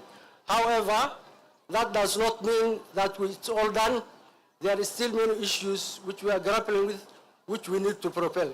However, all the anticipation and the hope and the direction and actually the signs are there. With our caring leadership, a very child-friendly champion for children in our First Lady, Mama Watoto, and all other stakeholders who care for our children, we will really protect and promote and empower the welfare of our children. Your Excellency, having said that, as we celebrate here today, I also want to take this opportunity to thank the good government, county government of Makueni, plus the good people of Makueni for having allowed us to host this important event here. It would not have been possible without their cooperation, without their support, and without their goodwill. At the same time, Your Excellency, there had been a team who had been preparing this event for us over a time, including even members from your office, including members from the government extension office, and the planning committees at different levels, including planning committee from our national level, a planning committee at the county level, who are all working together for a good number of time, have sacrificed time and resources to make sure that this event has taken place fully. And that's why we are happy. For they have burned the midnight oil to make sure that this event is a success. Your Excellency, with your indulgence, I would wish to request all members of the planning committees, especially from the national and the county governments, to be upstanding and wave from where they are, please. And I wish to confirm to you, we recognize you, we respect you. Your Excellency, once more again, I wish to ask my council members who are here, led by my chair, Madam Safia Abduluru, and our board members of the National Council of Children's Services, to be standing up also, and we wish to thank you very much. We thank them so much for having given us the leadership to undertake our role as a regulator in the children's sector. I know time is pressing us, and this is your day. Thank you very much, and thank you everyone. Asanteni sana. Thank you very much. Watoto hoye. Watoto hoye. Tutulie tusikilize kwa sababu leo ni siku yetu. Sawa sawa. Your Excellency, it's time for a brief entertainment session. Allow me to invite my co-MC, who is a child, na yeye anaitwa Mutio, atupeleke kwa hiyo entertainment section akiwa na mwenzake. Karibu sana.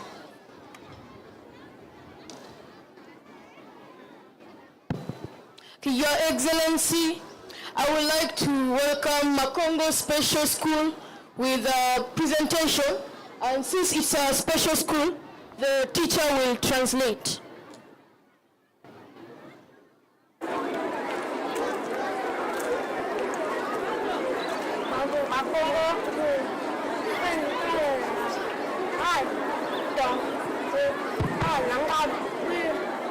Welcome.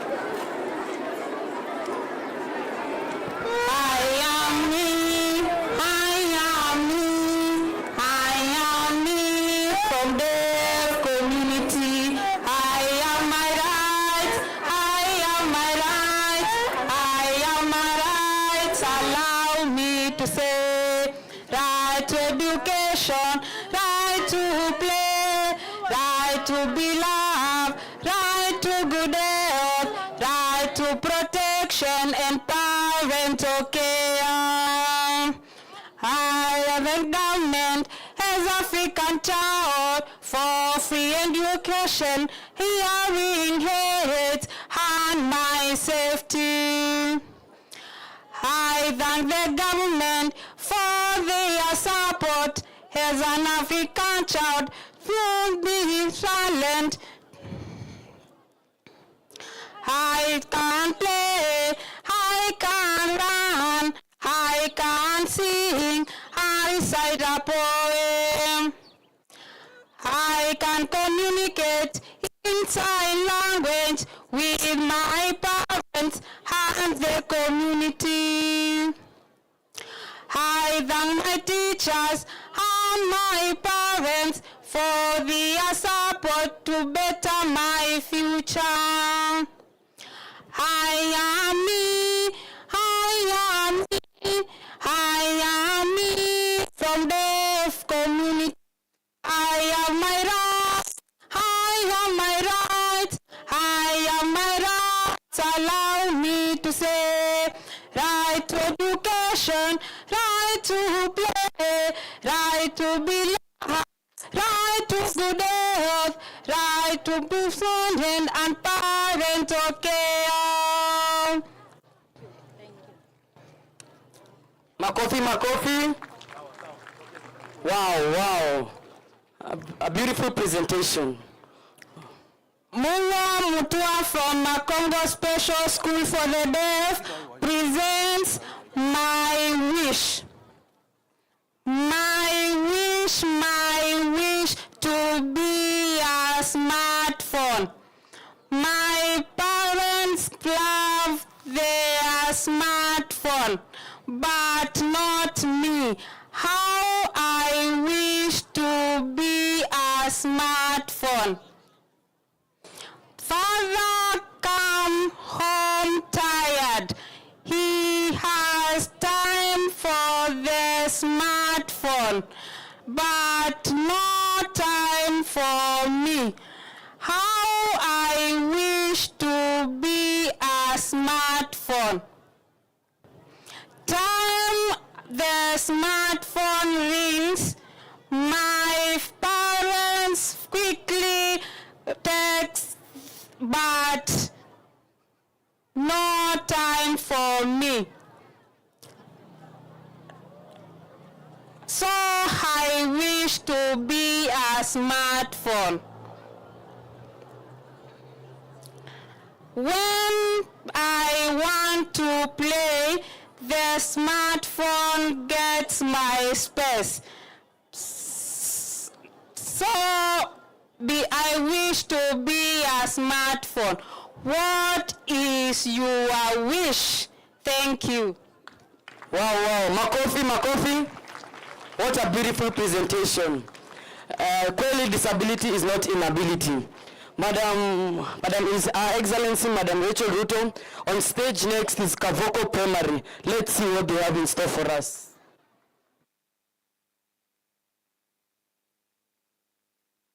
Yes, I have the pleasure to present to you a speech and a word budget for rights. Do you know that the African child should be budgeted for? I am extremely delighted to welcome you all to this wonderful occasion. The guest of honor, Her Excellency the First Lady of the Republic of Kenya, government officials, distinguished guests, teachers, parents, and the fellow African children, good afternoon. I am Jaylene Mudhoni Munga from Kabuko Junior School, and I am honored to have this awesome privilege to deliver my speech to you on the rights of the African child. I am privileged to be an African child. As an African child, I have rights that include the rights for survival, protection against abuse and neglect, and the right to be heard in both judicial and administrative proceedings. The African Child Rights Charter also emphasizes on the importance of a child's best interest, as well as the right to that of freedom, conscience, and religion. It's a joy to be an African child. In accordance to the 2025 theme of the African Child's Day, that is, planning and budgeting for children's rights and progress since 2010, the government is supposed to ensure adequate allocation of resources to all sectors that involves the African child and incorporate child-centered approaches as they plan and budget for the African child. First of all, as the government plans for our rights, it should ensure transparency and accountability. The government can do this by ensuring that all planning processes are transparent, open for public engagement, and are subject to scrutiny to ensure accountability. In addition, the government should ensure that the African child is actively involved in the budgeting processes. This directly benefits their well-being by ensuring that resources are allocated equitably so as to cater for their needs and rights. Involving them also empowers them to participate in decisions that impact their lives. Furthermore, the government should ensure that there is effective resource allocation. By so doing, resources will be allocated effectively and thus maximizing the impact of investments in African child-related programs. Also, through planning and budgeting for our rights, most African governments have ratified key instruments that help political will meet practical actions. In order to ensure that every African child counts, the government is supposed to ensure integration of children's needs across all sectors of national and subnational development and plan and allocate equitable and effective programs so as to benefit we as the African children. As an African child and on behalf of all African children, we have the following request that we would like the government to put into consideration so as to ensure that we, as the African children, get the best in all areas of our lives. First, we are requesting for an emergency number that will be of help in case a child is abused in one way or another. My fellow African children, if I may ask, who knows the number that you should call in case of an emergency? Secondly, we are requesting for an ambulance in every sub-county. This will help ensure that children who need immediate medical care are transported to medical facilities with ease. We are also requesting the government to spare some money that may be used to aid the less fortunate in their education. This will be of help to us as African children since there will be no school dropouts due to lack of school fees. In addition, we are requesting for mentors from the government to our schools. Due to increased drugs and substance use by us teenagers, these mentors will help in creating awareness on the impacts of drugs in our lives. Last but not least, we are requesting the government to introduce feeding programs in our schools. Most learners have dropped out of schools due to poverty at their homes, which has made them go for days without feeding. If feeding programs are introduced in our schools, we, as the African children, will be able to learn peacefully and comfortably. Asante. Kwa sababu ya muda tuwapigie makofi watoto hao ambao wametoa shairi kali sana. Asanteni sana. Next on stage, waweze kuingia haraka haraka. Your Excellency, there are two more presentations, so if you could bear with us because today is our day. Unoa Comprehensive School with shairi wana wa Afrika. Haraka haraka tafadhali. Unoa Primary School ni shule ya hapa mahali tuliko. Your Excellency, wako na shairi moto sana. Tuwapigie makofi watoto. Asante.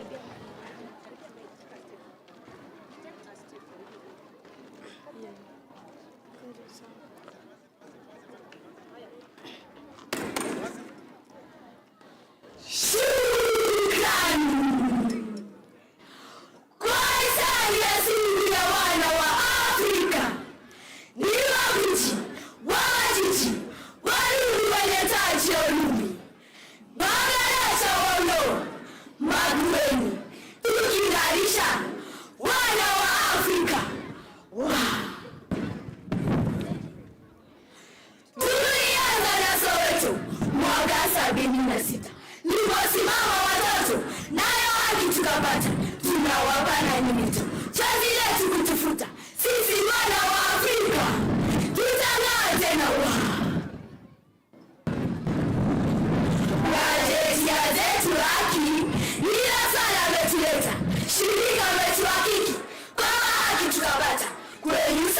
sadiki. Kwetu haki mtaleta, sisi wana wa Afrika. Tutang'aa tena wana tusiwakimbie, kuwaona changamoto, huduma tuwapatie kama wengine watoto, tena tuwasaidie wafikie zao ndoto. Sisi wana wa Afrika tutang'aa tena Pongezi mama taifa, kazi yako umeiona, mama leto umetufaa, foundation yako maana, wengi wanang'aa, usichoke wewe sana, sisi wana wa Afrika tutang'aa tena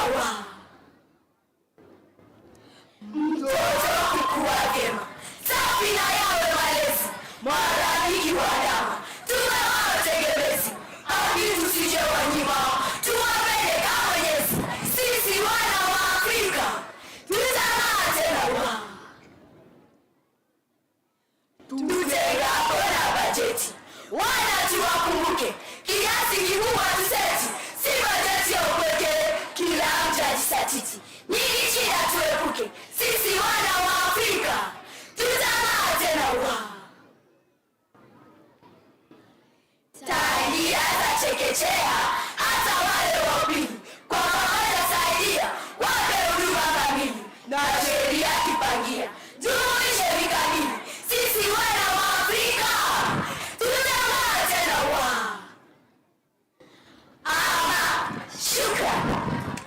Wow. Clap for them. And as for the final presentation, Kisau girls with a powerful and spectacular poem.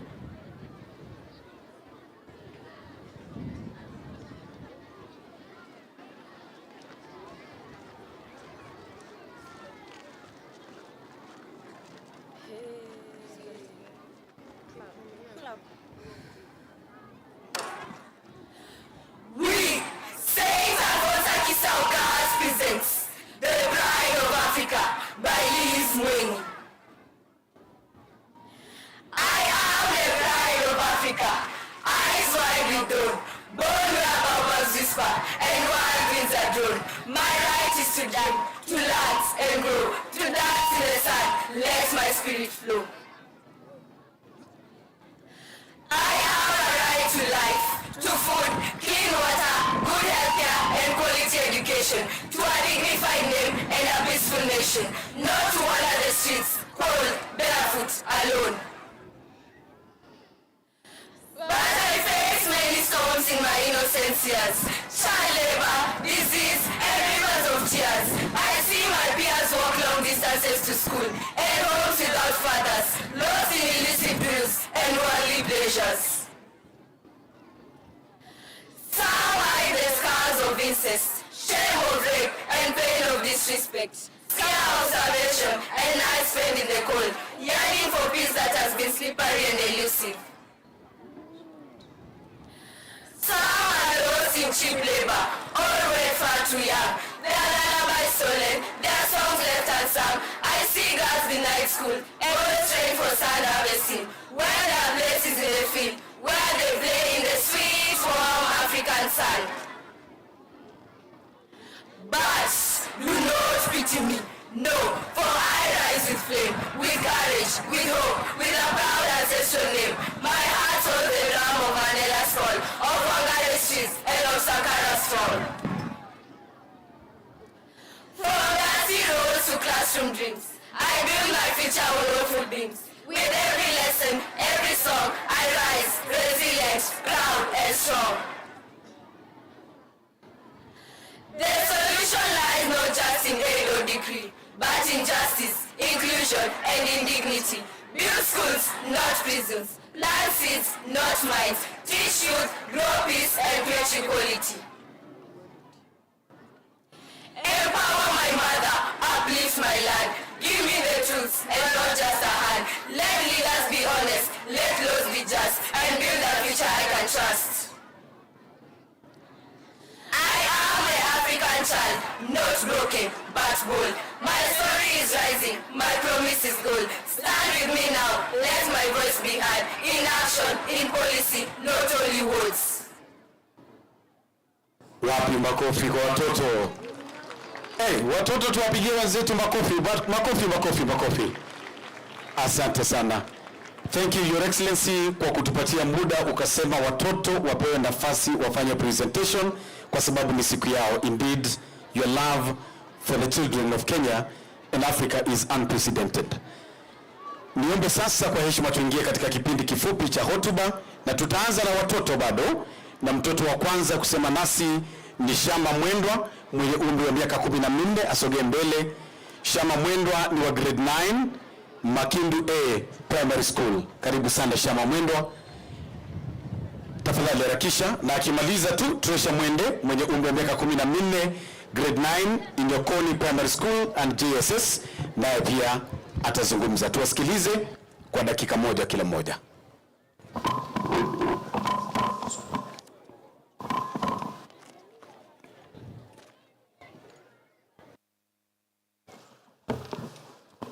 Your Excellency, the First Lady of the Republic of Kenya, Mrs. Rachel Ruto, the Cabinet Secretary, Ministry of Gender, Culture and Children's Services, Honorable Mrs. Hannah Wendot Chemto, the Principal Secretary, State Department for Children's Services, CPA Karen Agemo, the Governor of Makueni County, His Excellency Mutula Kilonzo Jr., CBS, the National Chair, Ms. Sophia Abdinur, the CEO of NCCS, Mr. Abdinur Muhammad, fellow children, senior government officials, distinguished guests, teachers and parents, ladies and gentlemen, good afternoon. My name is Tresha Mwende from Inyokoni Comprehensive School, Makueni County, grade 9, and I'm honored to be here with you. I'll give this opportunity to my co-guest to introduce himself. Ladies and gentlemen, distinguished guests, learners and friends, good afternoon and a warm welcome to you all as we gather to celebrate this year's Day of the African Child. My name is Shama Mwendwa, a grade 9 learner from Makindu A Comprehensive School and a participant in Compassion International Assisted Project in Makindu Sub-County, Makueni County. It's a great honor to stand before you today on behalf of children across Kenya as we commemorate the National Celebrations Day of the African Child 2025. As we mark this day this year, guided by the theme Planning and Budgeting for Children's Rights, Progress since 2010, as children we are happy because the government and other stakeholders are discussing about planning and investing in our rights. If Kenya has to rise, Kenya must rise with its children at the center. A lot has happened in planning and budgeting for us by our parents, national, county governments and people of goodwill to care and send children to school, get medical care and be protected from harm. We thank the government for putting in place structures, programs and policies aimed at promoting and protecting the rights of and welfare of all the children. With all the budgeting for children, we are still faced with many challenges, including unsafe homes, schools, and communities. To our leaders, provide feeding programs in schools, clean water in every school, enough classrooms, trained teachers in every class, sanitary towels for every girl, affordable education systems, quality health care and protection from all forms of abuse and neglect for every child, among others. When you are making the budget, you should ask yourselves, how will these help children thrive? Is the money reaching the most vulnerable children, children living in poverty, children with disabilities, children in rural areas, children in emergencies, and children in the streets? We request our leaders to always involve us in all matters that affect our lives, including in budgeting processes. Nothing for us without us. We request our leaders to collect data on children's matters, to inform solutions to our needs. To our dear parents, always involve us in budgeting and planning for our future. To my fellow children, we have our rights that need to be protected as we also carry out our responsibilities. Let us keep safe, work hard in school, protect our environment, use the internet responsibly, and respect our elders. Let us be the change we want to see. We need you, our leaders, to believe in us, to invest in us, to plan for us, and most importantly, to work with us. Thank you, and may we rise together. Trisha Mwende from Iyakoni Comprehensive School. Shama Mwendwa from Makindu Air Comprehensive School. Asanteni sana. Thank you very much. Tuwapigie makofi tena watoto. Wow. That was Shama and Treasure. Asanteni sana. Your Excellency, it's time now for the National Development Partners to speak to us, represented by Magdalene Wanza. Naomba aweze kukaribia, aseme nasi. Karibu sana. And immediately after that, I'm told we have a representative of Her Highness Lady Justice Teresia Matheka. Her Highness kama ametumana, representative wakae tayari. Thank you. Thank you. Her Excellency, First Lady of the Republic of Kenya, Rachel Ruto, CS, Minister of Gender, Culture and Children's Services, PS, State Department of Children's Services, all distinguished guests, CSO representatives from both county and national level, the county government of Makueni, First Lady, and all county representatives present, children and youth representatives, ladies and gentlemen, good afternoon. Good afternoon. My name is Magdalene Mwoki. I am the country director for Teredes Homes, Netherlands, which is an organization committed to ending child exploitation. And child exploitation here, we work around issues of child labor, sexual exploitation of children, both offline and online, with a very ambitious mission and vision of ending child exploitation and making the world free from all forms of exploitation.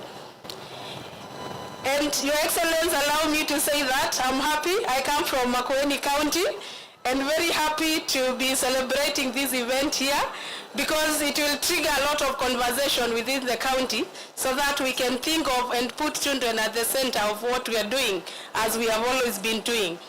It's profound honor to stand here this day as we celebrate the Day of the African Child 2025 with a very important theme, planning and budgeting for children since 2010.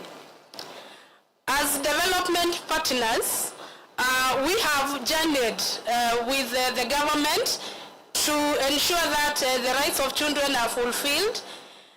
And as it is, we complement the work of government. And we are very happy that we have really enjoyed the space in this country to work with the government to offer technical capacity where needed, also to ensure that children are really given spaces to ensure that they participate and their voices count. And this is very important for us as CSOs to enjoy this space and work in partnership with the government. We also applaud the government for the good work we have continued to see. We are very happy we have a Progressive Children Act 2022, which is really a big milestone for this country. We are also very happy we have seen a number of national plan of actions that have been developed within the country, all speaking to promoting the rights of children. We are also happy we are seeing a number of counties coming up with children policies. And this is a good gesture to indicate that we have giving attention to children matters in all the sectors. And we are also happy, I think recently we have our whole state department of children's services This is very, very commendable even to the government. And as CSOs, we are celebrating again where children matters have been taken, the Minister of Gender, Culture and Children Services. And we hope now we'll again continue engaging as CSOs to ensure that the rights of children and more so planning and investing in children is given a priority. Your Excellency, we also as CSOs noted a number of things that we hope the government is looking at. There is disparity in the way children's services are spread in the country. We are aware that we don't have enough children officers across the country. And this is a big gap when we talk of bringing close services of children to where children and communities are. We also are aware that the budget allocated is not enough. And we are happy as CSOs, we've also taken part in collaboration with the government to also review the just released budget 2025-2026 to see how children matters have been allocated, and we keen to monitor to see that the few resources, the little resources allocated towards children is also used for the good reason, and for that matter towards children. So we are very happy as CSOs to partner with the government, and this moment we renew our commitment to continue working and promoting the rights of children in this country. Thank you very much.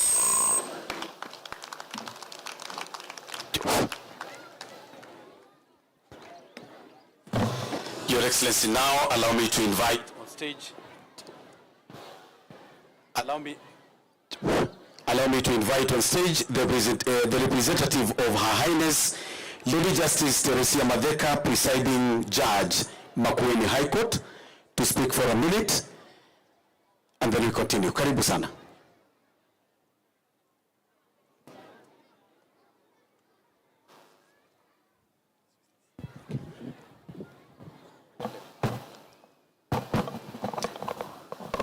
Your Excellency, the First Lady, Mama Rachel Ruto, the Minister CS in charge of gender, and my learned friend. My name is Peter Ngare Gesora. I'm the Chief Magistrate Makueni.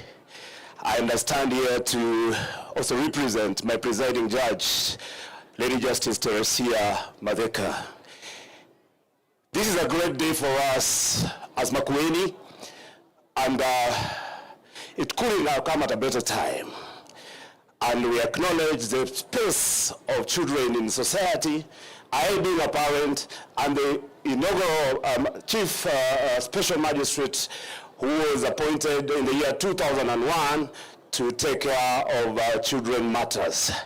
We deal with these situations on a day-to-day basis as a judiciary, and none other than the Chief Justice of the Republic of Kenya and the President of the Supreme Court has recognized that in a blueprint, the STARGE, and in it, the NCCS has a standing committee on children matters, headed by Lady Justice Teresia Madeka. She sends her best wishes to Your Excellency and all other government officials present and countrywide. We acknowledge the space of the child, and I deal with these matters every day on a day-to-day basis as a Chief Magistrate and a Special Magistrate for children matters. We deal with them compassionately. We acknowledge that there could be situations where children are in conflict with the law, and we take that to heart as parents, first of all, and secondly, as judicial officers. We deal with them compassionately. We try to assist as much as possible. We try to integrate them to society where situations have gone bad. So I assure you that as a judiciary, we are in the forefront in terms of making sure that the child has their space in our space as judiciary. Thank you very much, and most welcome to Makueni, and our cash crop here is fruits, serious fruits. And as you live here, musitoke bure. Asante.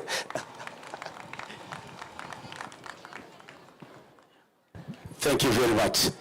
And now, Your Excellency, at this juncture, allow me to recognize the MCS in our midst.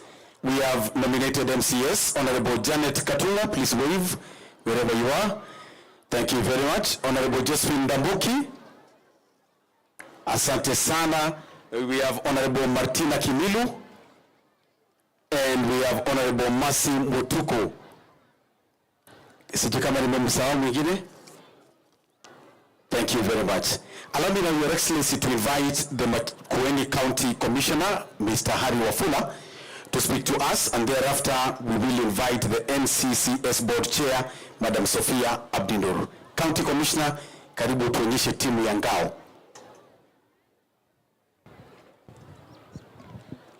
Asante, Your Excellency, Mama wa Taifa, Rachel Ruto, Waziri wa Jinsia na masuala ya watoto, makatibu wa idara mbalimbali, wakurugenzi wa mashirika ya serikali, washikadau wote ambao wameendeleza gurudumu la kusukuma masuala ya watoto, wafanyikazi wa serikali, wageni wa heshima ambao ni watoto wetu. Siku ya leo ni sikukuu, na kawaida usehemu ya kwamba siku njema huonekana asubuhi, na leo ni siku njema. Your Excellency, nikitambua uwepo pia wa county government ukiongozwa na First Lady Mrs. Mutula na serikali ya county ya Makueni. Mimi yangu ni machache, kwa sababu nina furaha kwamba tumekuja kusherehekea siku ya watoto. Na hii siku sio ile tu ya kawaida ya kuja na kwenda, bali ni jukwaa la kutathmini kwamba tumefika wapi katika mustakabali ya watoto. Tukiongelea mahitaji hawa watoto, tunapanga ya kesho. Na tusipopanga ya kesho, basi tutaporomoka. Sisi kama ngao tumejumulishwa sana katika kuweka gurudumu la kuonyesha kwamba sera ya serikali, sheria, mahitaji na vile vile mwito wa jamii unaelekezwa mbele ili to guarantee the safety and the needs of the children of this country, the needs of the children of this county. Na nikimalizia, Your Excellency, mambo ya watoto, nashukuru kwamba umekuja kama mzazi pia kwa niaba ya serikali kupeana mwelekeo. Nasi kama wazazi huwa nasema kwamba kuwa mzazi si ajali, bali ni wito wa kufanya na kuwa na wajibu wa kuhakikisha kwamba kiumbe ambacho ni very innocent kina future ambayo ni guaranteed katika framework of the law and the needs of the community. So ukiwa hapa kama mshikadau, una wajibu, serikali ina wajibu, kanisa ina wajibu, wanasiasa wana wajibu, na kila mtu, na vile vile huyu mtoto ana wajibu wake tukimwelekeza. Na vile walifanya hapa presentation yao, Your Excellency, wanajua kile wanataka. Let us stand to the occasion and let us not let them down. Sina mengi kwa sababu nina furaha.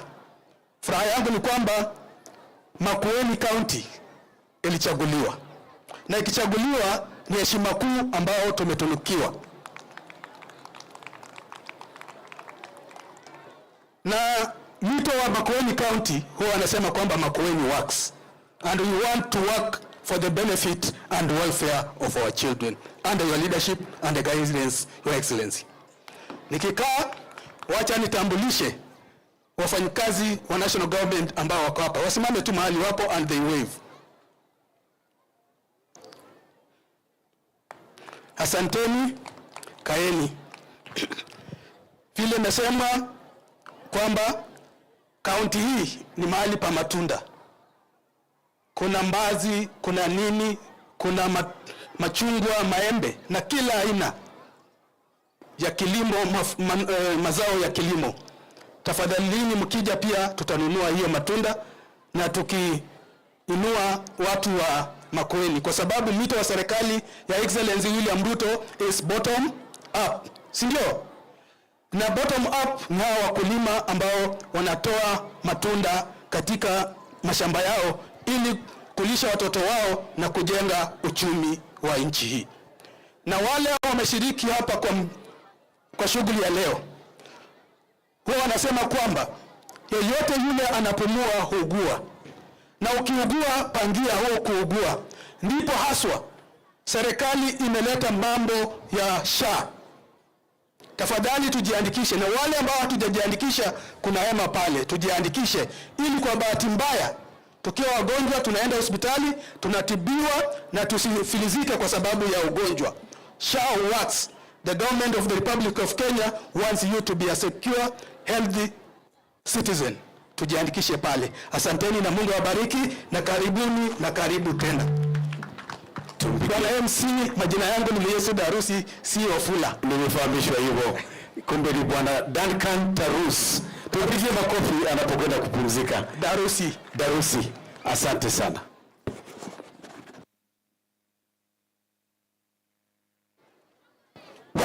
Thank you.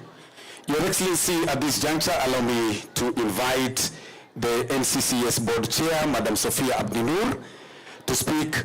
And as she comes on stage, I would like to recognize one of those who were vying for a seat here, Madam Damaris Maweu, who is a director at KEMSA. She's here.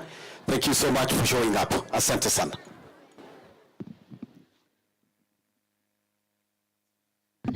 Your Excellency, Your Excellency,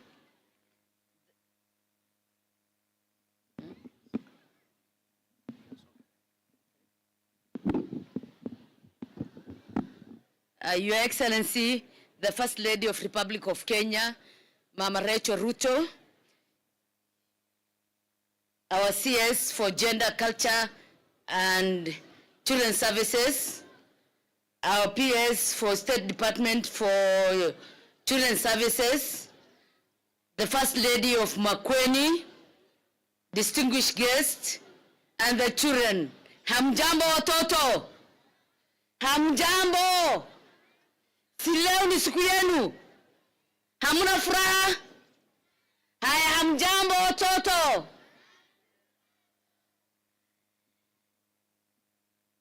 It is with great honor and privilege that I stand before you today on behalf of the National Council for Children's Services as we join hands across Kenya, Africa and the world to celebrate this year's the Day of the African Child.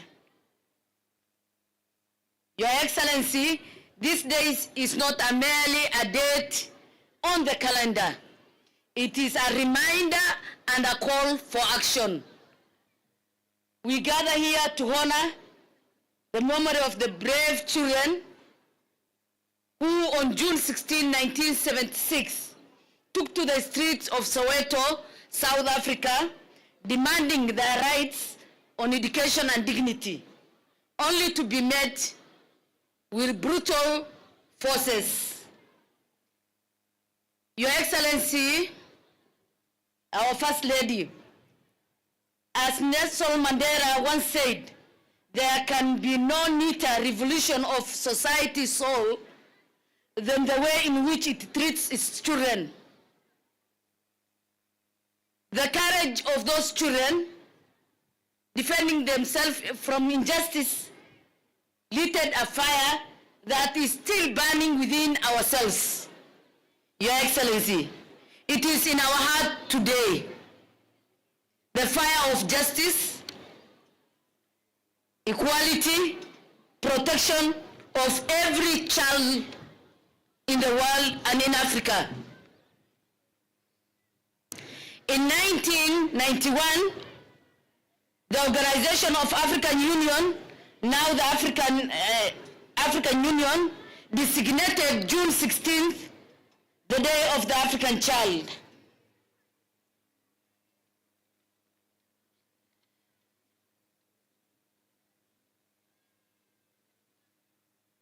In recognition of the past, but also the pledges to shape better future. It was also a moment to affirm our collective commitment to the African Charter on the right and the welfare of the child. a document that speaks directly to the African context, values, and realities. In the word of Grace Machel, children are the reward of life. Investing in their health, education, safety is the surest path to a peaceful Africa. Kenya, as a proud state to this charter, has demonstrated its principles through the Children's Act Cap 141 and more recently the Children Act of 2022. This year's theme, Your Excellency, means a lot to us as the children of this country. Planning and budgeting for the welfare of the child, progress and challenge since 2010 is both timely and urgent. It asks us to do more than celebrate. It demands that we reflect, evaluate, and act immediately.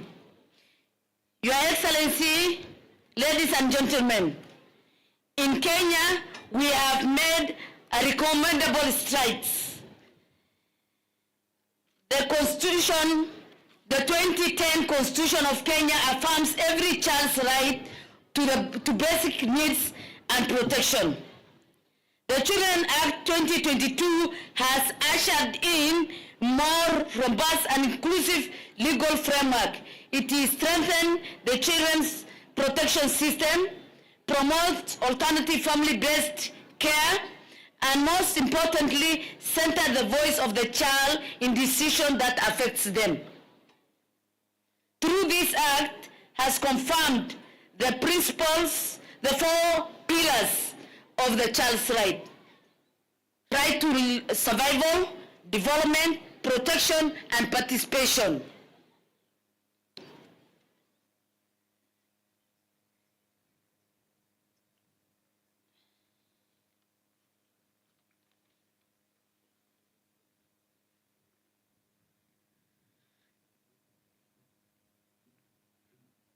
We are reminded that every child has a right to survive and thrive. And there is an African quote that says, it takes a whole village or community to raise a child. That has a lot of meaning. And it is an African say. Through several county legislation over the years, through the country legislation over the years, with Basic Education Act of 2013 among them, Kenya education is free and compulsory. Enrollment has greatly increased, and since the introduction of the day secondary school, there has been significant improvement, including increase of funding per child and notable rise in school enrollment. The policy ensures full transition from primary to secondary school.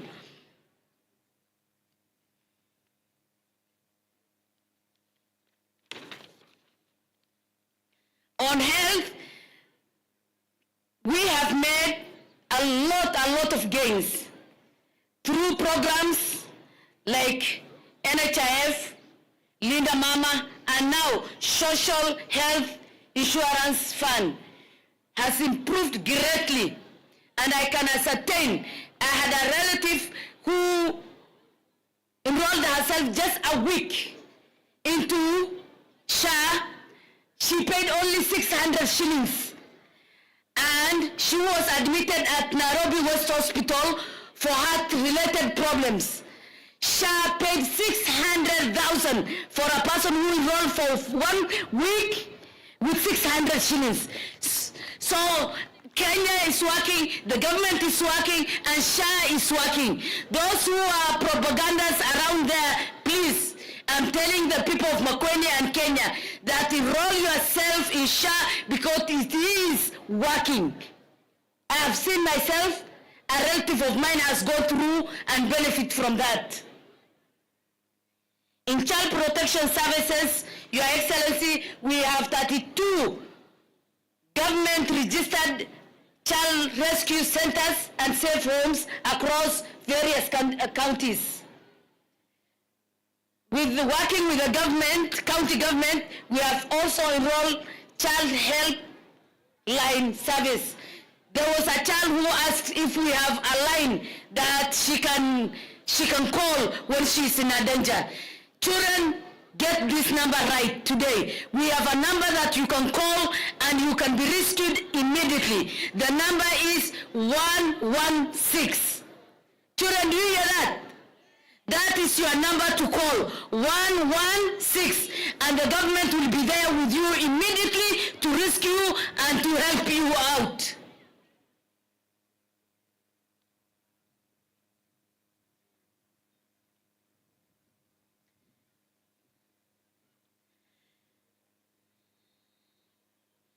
And Your Excellency, Madam, the First Lady, the child protection remains a challenge. We have a lot that is going on, a lot of good things. We have resources, and we have a lot of resources going to education, and it is catering for the children. We have resources going to bursary. We have presidential bursary that is in place. We have county bursary. We have constituency bursary. All these are from the government initiative. Having said that, but still we have challenges.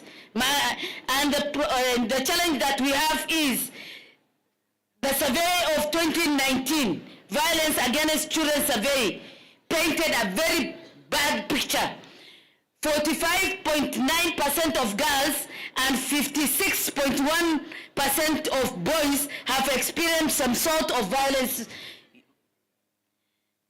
Alongside that report, the government has put in place National Preservation and Response Plan 2019-2023 was put in place, but the implementation is uneven and much work needed ahead of us. At the same time, Spot It, Stop It campaign to address violence against children was mooted and it is being implemented. That is going on.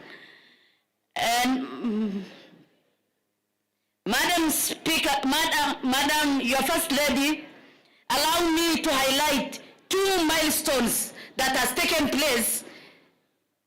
One that we are very happy with, and we must appreciate and thank His Excellency the President, is establishing the State Department of Children Welfare Services, and by again moving us to our parent ministry, Gender, Culture and Children Services. We feel very comfortable. We feel we are in the right place. We feel we are with Mama now, and we really appreciate His Excellency President for reorganizing the government and putting us in the right place.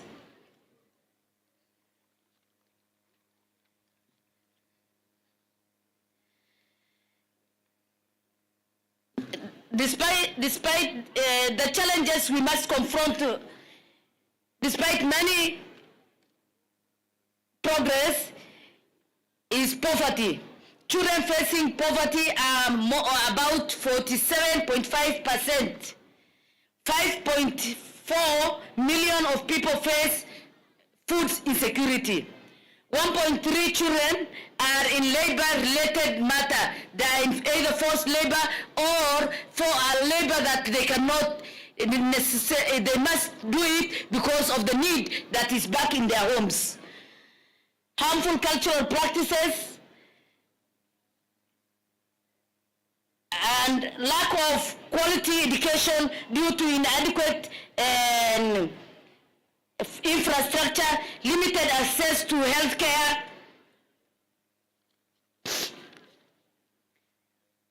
child marriages exposing girls to health risks, and early marriages therefore limiting their educational and economic opportunity, various forms of violence including physical, sexual, emotional abuse as as well as neglect, often within their homes and surrounding communities, child trafficking within and across the border for purpose of forced labor, harmful cultural practices such as female genital mutilation, despite it being outlawed, among other challenges. Your Excellency, let me conclude by saying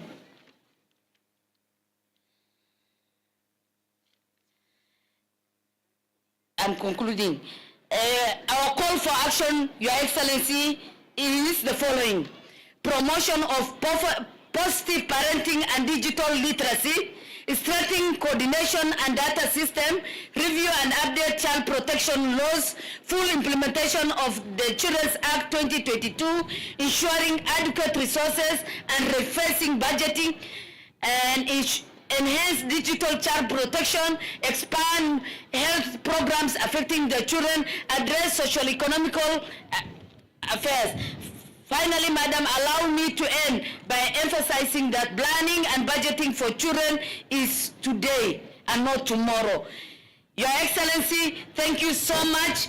Our children, may God bless you. May God bless our country. May God bless our first lady, who is our first champion for the children. May God bless the first family. Thank you very much.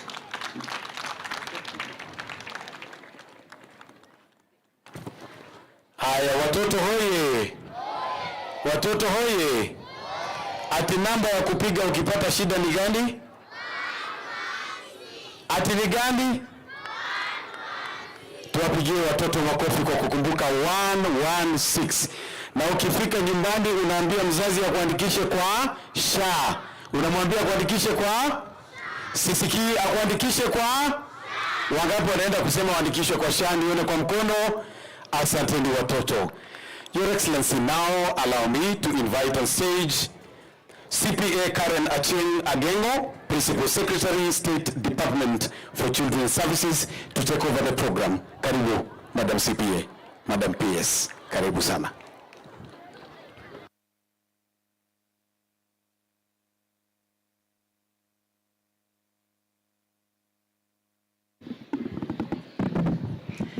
Your Excellency, the First Lady of the Republic of Kenya, allow me first of all to invite my colleague PS Fikirini to come and give his remarks before I speak.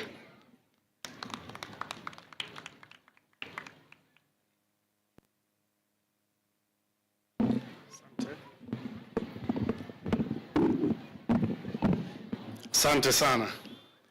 Your Excellency, the First Lady, Madam Rachel Ruto, CS, Madam Anna Wendot, my colleague PS, CPA Karen, all senior national and county government officials here present, walimu na wanafunzi, hamjambo. My name is Fikirini Jacobs. I'm the Principal Secretary for the State Department for Youth Affairs and Creative Economy.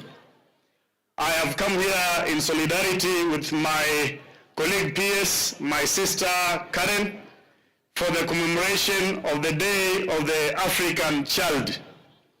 And one thing which I appreciate as a young person in this country is the far we have come in realizing the philosophy behind the 1976 uprising in Soweto, which demanded for address of inequalities and fairness in education.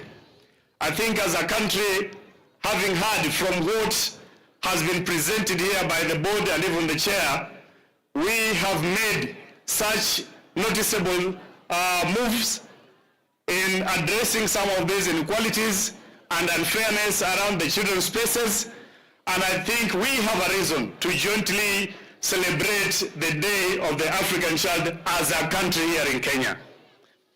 But nikimalizia, I have one request to make.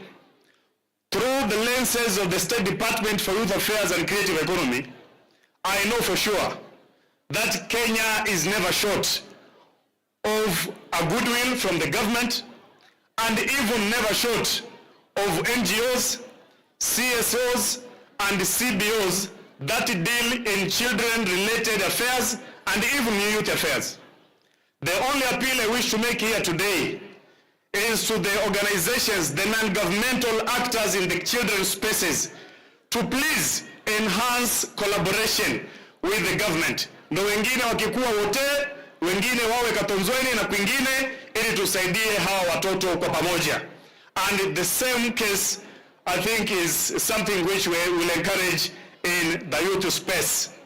Na kwa wanafunzi wote ambao mko hapa, mimi nimebahatika, nimetoka mahali ambacho Kiswahili tunakizungumza kila wakati. Waswahili walisema cha mkufuu mwanafuu ha na kila hu, ila cha mwanafuu mkufuu hu na kila ha.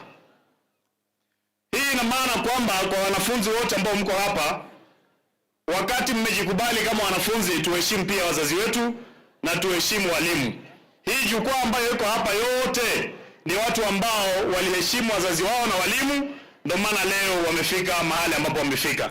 Nikimalizia, Your Excellency, kwa sababu nimeona mavijana wako hapa, mimi nataka kusema kama State Department ya Youth Affairs, kupitia kwa baraka za Mheshimiwa Rais wetu Dr. William Ruto, tuko na program ambayo tunaifanya ambayo manufaa yake ni kwa vijana wetu wa taifa la Kenya.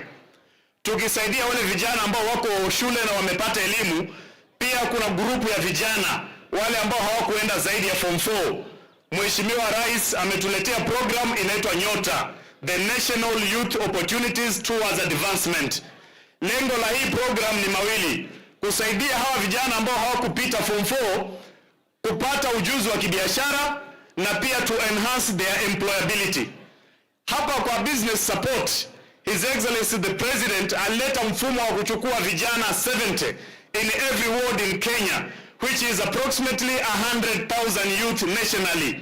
Na hawa wote, according to His Excellency the President, as he indeed affirmed in his Madaraka address, alisema ikifika mwezi wa 8, and that is something we are really working around the clock as a department, kuhakikisha kwamba ikifika mwezi wa 8 hawa vijana 70 kila wodi ya Kenya wapate ile grant ya 50,000 ili wasaidie kufanya biashara. The second component ya ku-enhance employability, hii ni program ya skilling ambayo tutai-roll out soon through the financial inclusion platform ya star 254. Najua leo my colleague PS wa MSME Madam Mangeni amekuwa na mkutano wa committee yetu, na karibuni hii wiki ama next week tutaita vijana sasa wa apply, at least tuone vile tunaweza tukaweka kwa skilling programs ambayo itawapa ujuzi na itawapa nafasi ya kupata certificate kutoka kwa NITA ili muweze kupata nafasi ya kuajiriwa. Ya mwisho ni ya climate works ambayo nimeuliza DCC na amenihakikishia kwamba vijana wana apply.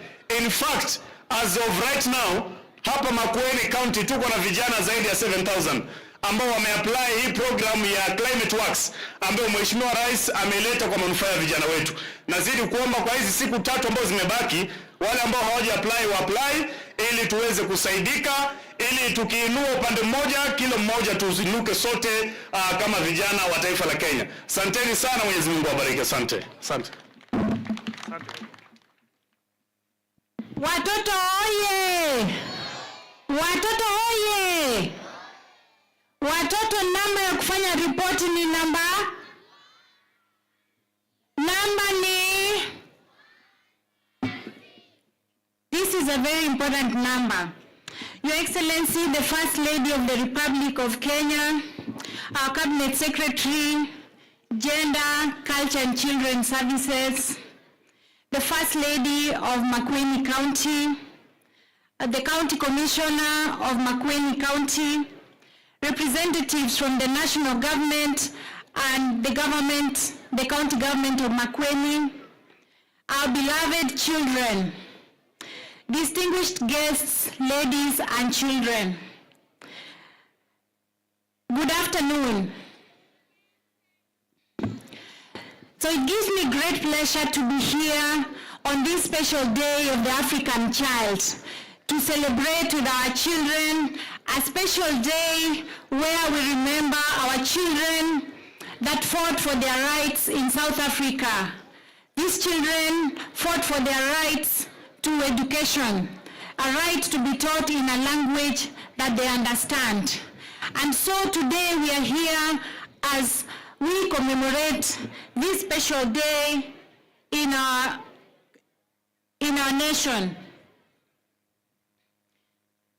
Your Excellency, first, as a way of commemorating this special day, in the past 2 months, we have seen a commitment of government where the President has established the State Department of Children Welfare Services. I wish to thank His Excellency and Your Excellency for this goodwill on the rights of children. Establishing the State Department of Children is a way of promoting the children welfare. Your Excellency, further you have gone to show that children are really dear to us. And last week, His Excellency aligned the State Department with the relevant ministry, which is the Ministry for Gender, Culture, and Children Services. As a State Department, we are really happy with this move because we know children have been placed in the correct ministry. Now, when I talk of population of Africa, in 2021, population of 650 million of children living in Africa. And we're expecting that this number is going to project to about 1 billion by 2055. When I come to Kenya, population of children is about 21.9 million, according to our 2019 census. This shows us that children is a big number of our population. And so there is need to really think of what to do with our children. So as a government, because of this number of children growing as we move into the years, we have seen that we really need to plan for our children. And that is why we are here today with this theme, planning and budgeting for our children. If we do not plan now for our children, the future of our children will not be there. Africa's aspirations towards eradication of poverty, development of human capital, and economic growth cannot be achieved without directing a country's investment in children. Our children of today are our future. Therefore, when we invest in them, the state will build what we are calling a resilient economy. Our children, if we invest in them today, we shall increase employment. If we invest in our children today, we shall increase productivity in these children, and therefore in future we shall have economic gains from our investment of today. I also want to emphasize, Your Excellency, that building a healthy and thriving society will prevent causes of instability. We have seen in the past what is going on in the country, and we can say that if we take action now by investing in our children, then we will tend to reduce the conflict that we see in this country, and we will lead a peaceful and secure nation. Therefore, I want to say that today this theme relates well with what we are thinking about the future of Kenya, that is the children of today. As we reflect on this theme of today in planning and budgeting for children, we realize that our children are currently facing a lot of challenges. We have issues of teenage pregnancy. We have issues of other violence against children, FGM, which is a major threat to our children. We have issues of parental neglect. Most of the cases we are receiving on children is on parental neglect. This morning, as we were having a conversation with the county commissioner and our team that is in this region, we got a report that parental neglect is a serious problem even in Makueni County. And so I want to appeal to the parents that are here. I want to appeal to parents that we need to take care of our children. This is our future. And if we neglect our children today, we will have a country that is not secure, a country with conflicts. So, Your Excellency, in involving participation of children in our budgeting, this year in May, we went around various counties and we talked to our children. And our children, as you saw in their presentation, it is coming out that our children are telling us that we need to prioritize food as their main agenda. Food is their basic need. And so, Your Excellency, even as you will be going back, we request that we consider this as a priority in this nation. I know we have done a budget this year, and our cabinet secretary in charge of finance has done something on the school feeding program. So this is an agenda that we'll be pushing even as we'll be moving forward in the coming years, that we enhance our budget on food, because our children are telling us that food is a basic need, and food will keep them in schools. Food will help them deal with issues of being in school. Therefore, Your Excellency, as a State Department, I want to say that we are committed, as we work with our new Cabinet Secretary, to advancing and supporting the rights of children through establishment of what we are calling the County Children Assemblies.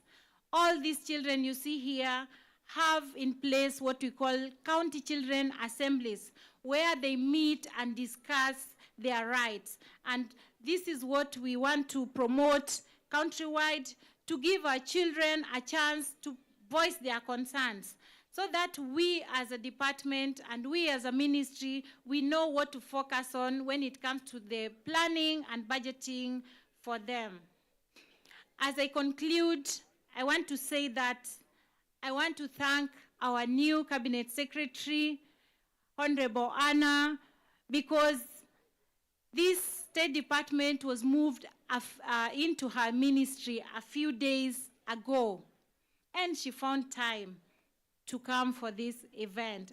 I really want to sincerely thank you, our Cabinet Secretary, for your commitment, because this shows that you are ready to take this baby and you are ready to take care of all these children that we are seeing here.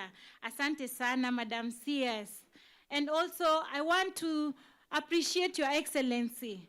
We are having a good partnership with your office. Since I came into office, I want to appreciate your office, because the partnership is what we really work for these children. Your voice for these children will be heard through your office. So I want to support and say that let us maintain this partnership as we go forward. And thank you for the support that you are giving our office. Your Excellency, not forgetting that we do have partners. When it comes to children issues, our partners play a big role.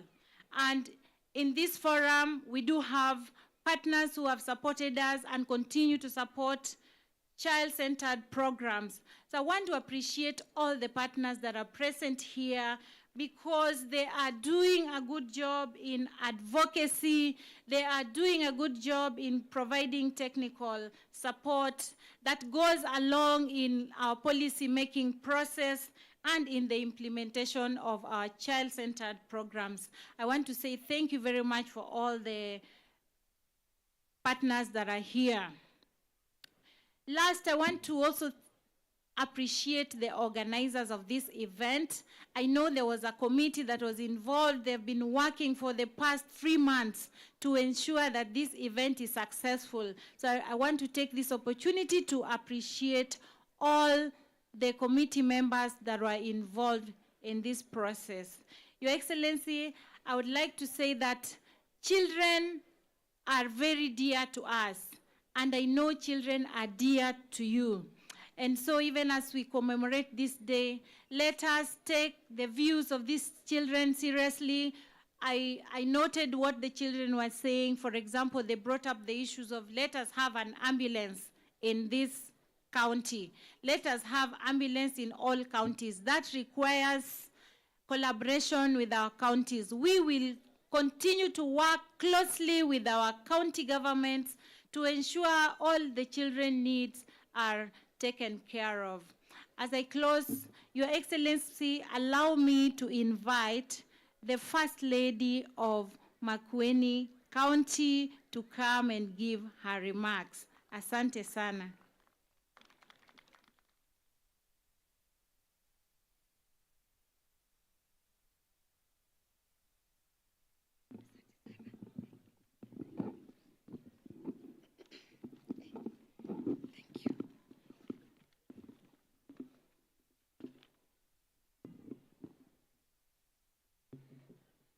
God is good, and all the time.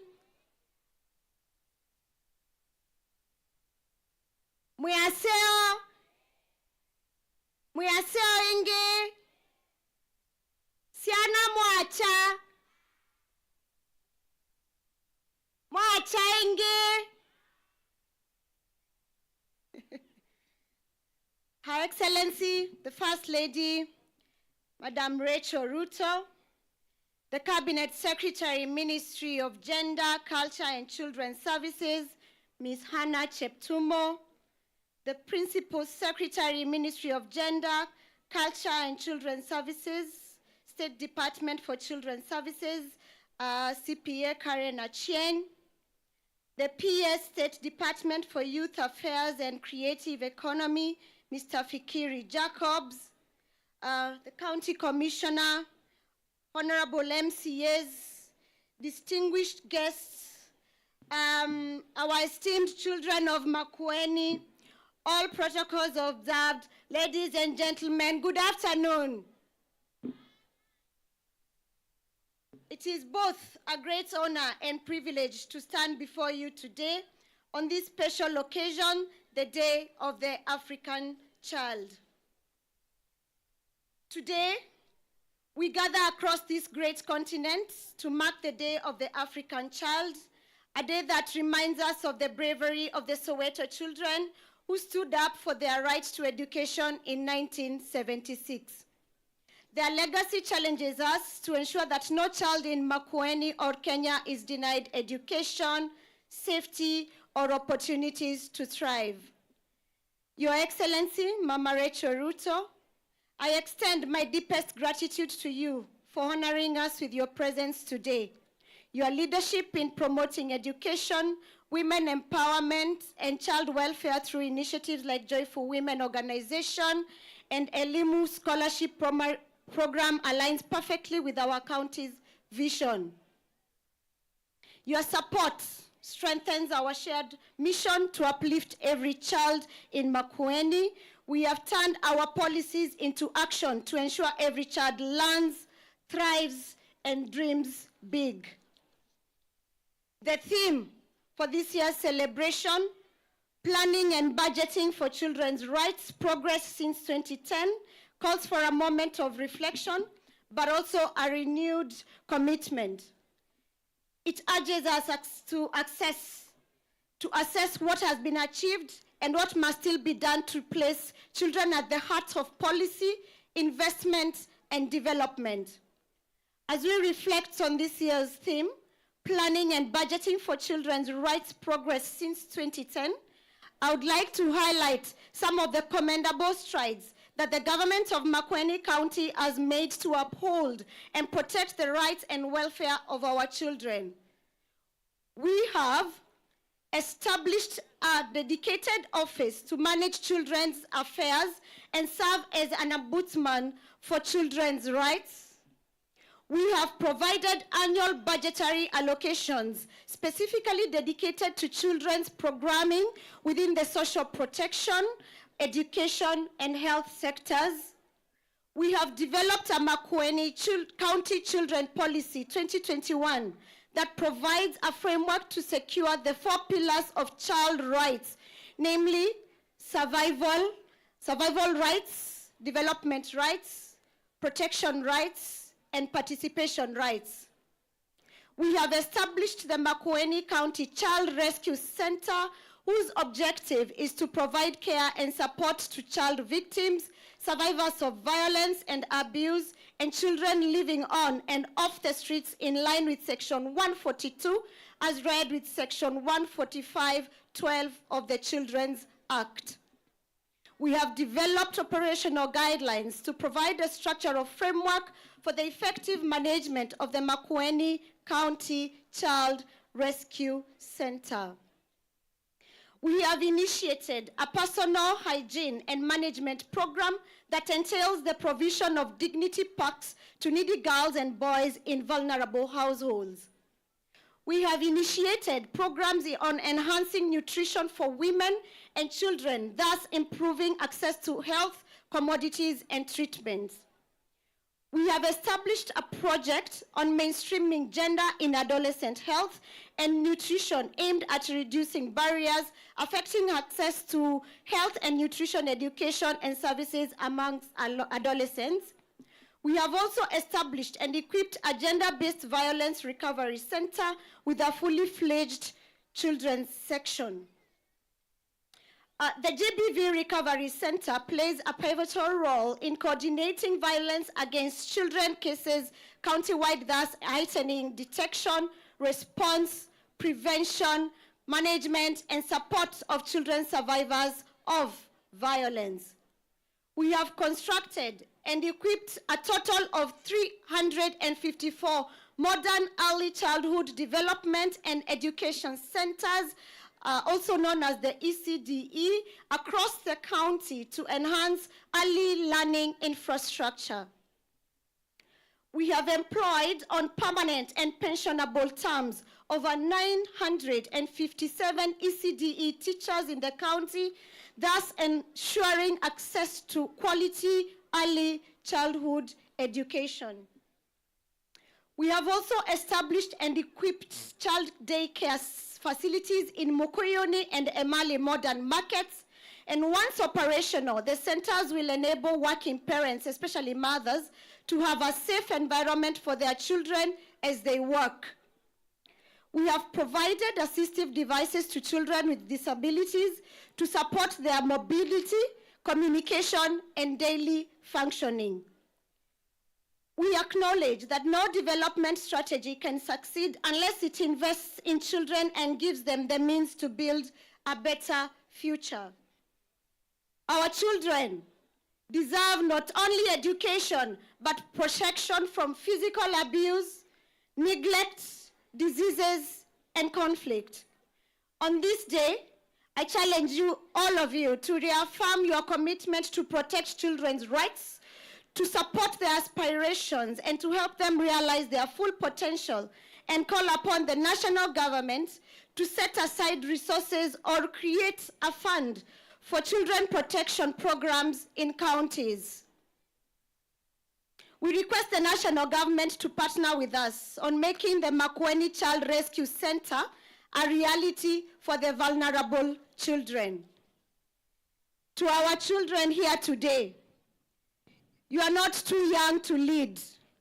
You are not too small to dream, and you are not too weak to change the world. We see you, we hear you, and we believe in you. Your dreams are valid.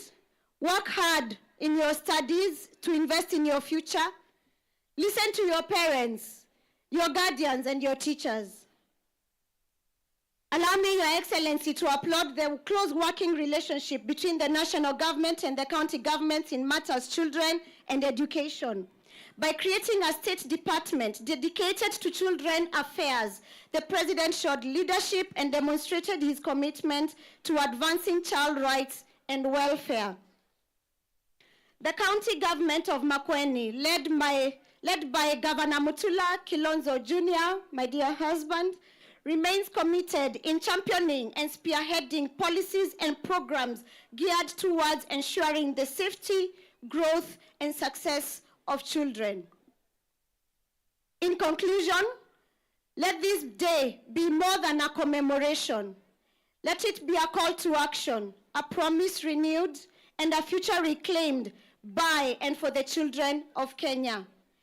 Education is the key to Africa's greatness, and that key must be placed in every child's hands. Thank you. God bless Makueni, God bless Kenya, and God bless the African child. Asanteni sana. Your Excellency, before I sit down, allow me to recognize that the presence of the county staff present, just wave from where you are. The county executive committee members present, just wave from where you are. The chief officers, please stand and wave from where you are. The other county staff that I may not have mentioned, just wave, stand and wave. Asanteni sana, God bless you all. Thank you very much. The First Lady of Makueni County. That was good commitment that we had from Makueni County. Watoto hoye! Watoto mpo! Watoto hoye! Your Excellency, the First Lady of the Republic of Kenya, allow me to ride on the protocols that have been established to invite our Cabinet Secretary for Gender, Culture, and Children Services to come and give her remarks. Welcome, our Cabinet Secretary.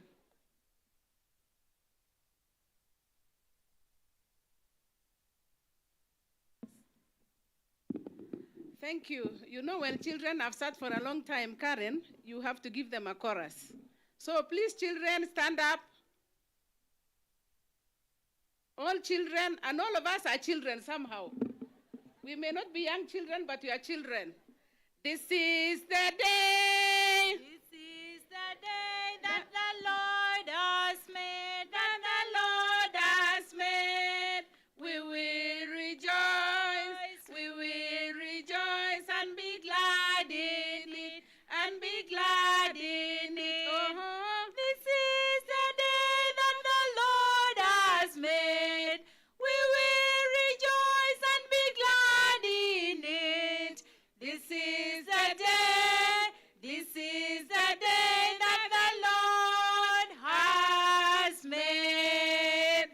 Thank you very much. All children, please seated. Young and old children.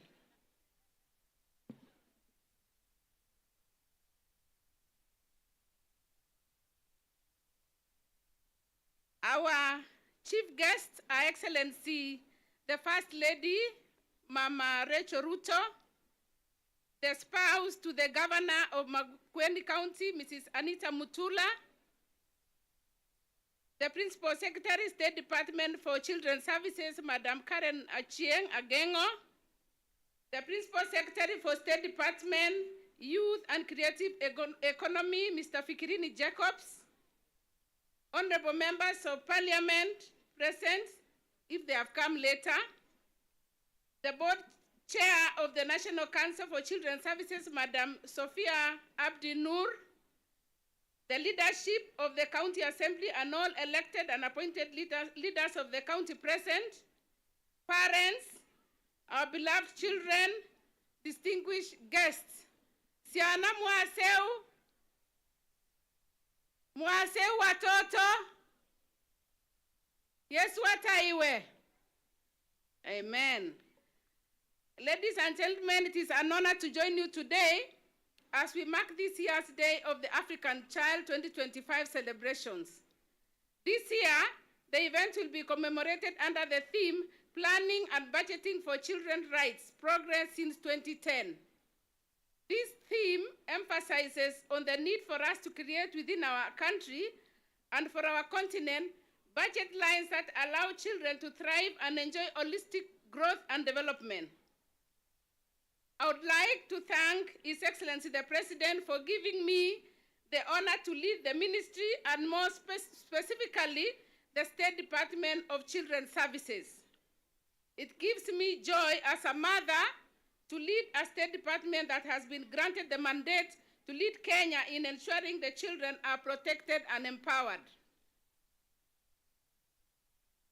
This can only be realized through the concerted efforts of all actors in the children's sector. I take cognizance of the enactment of the Children's Act Cap 141, which marked a significant milestone in children protection, aligning Kenya's legal framework with international standards.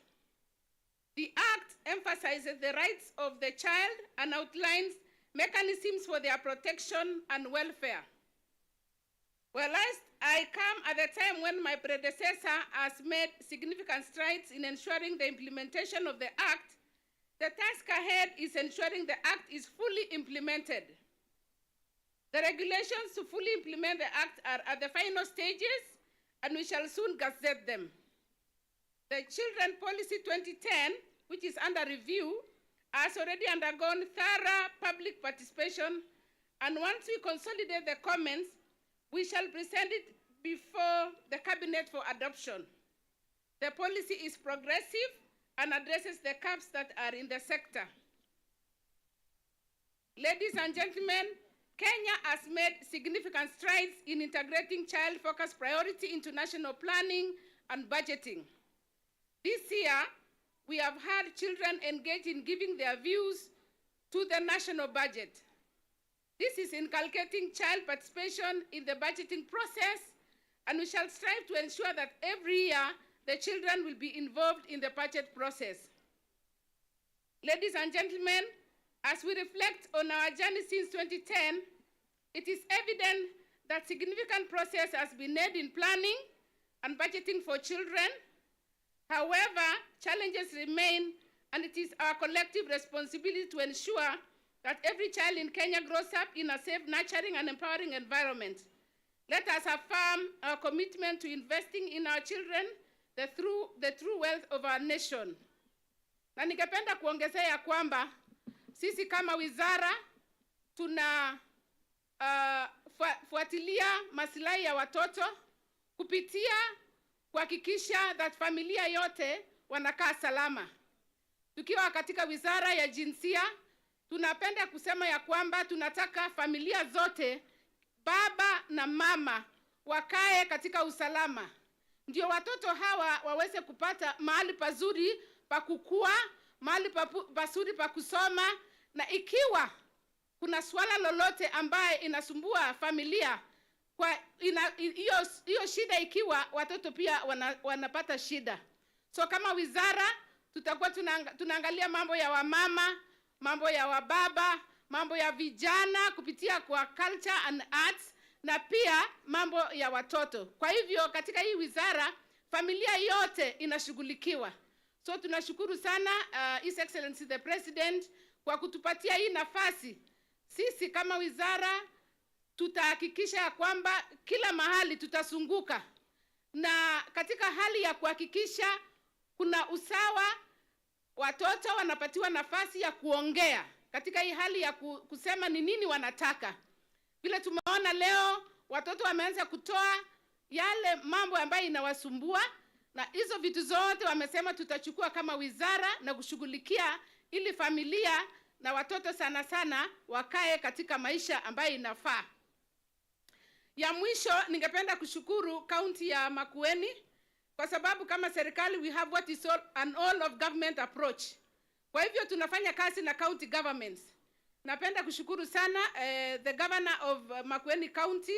Tulikuja asubuhi, tulipokelewa vizuri, county iko sawa, iko safi, na tunashukuru sana.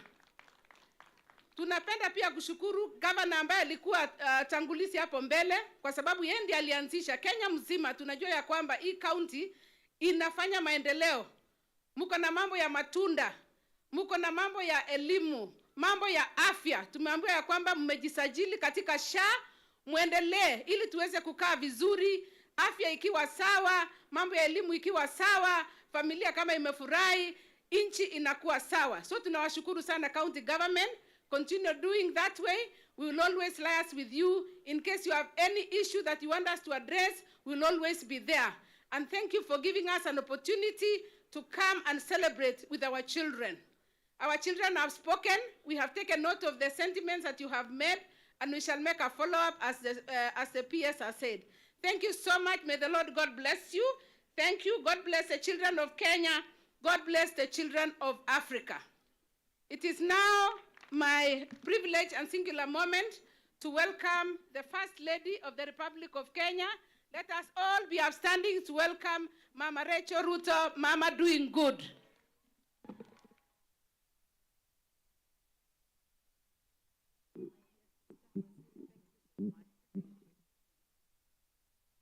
Thank you very much. We may be seated. Hannah Wendot, Cabinet Secretary, Ministry of Gender, Culture and Children's Services. Anita Mutula, spouse to the Governor, Makueni County. Principal Secretaries present. Community leaders, parents, teachers, and caregivers. More importantly, our beloved children, Mwacha. Our beloved children, Mwacha. Ladies and gentlemen, good afternoon. Good afternoon. Tusalimiane, Bwana Yesu asifiwe. Hebu nione mikono yenu ya furaha, mikono ambayo imeng'ara, mikono ya watoto wetu wa Afrika. Amen.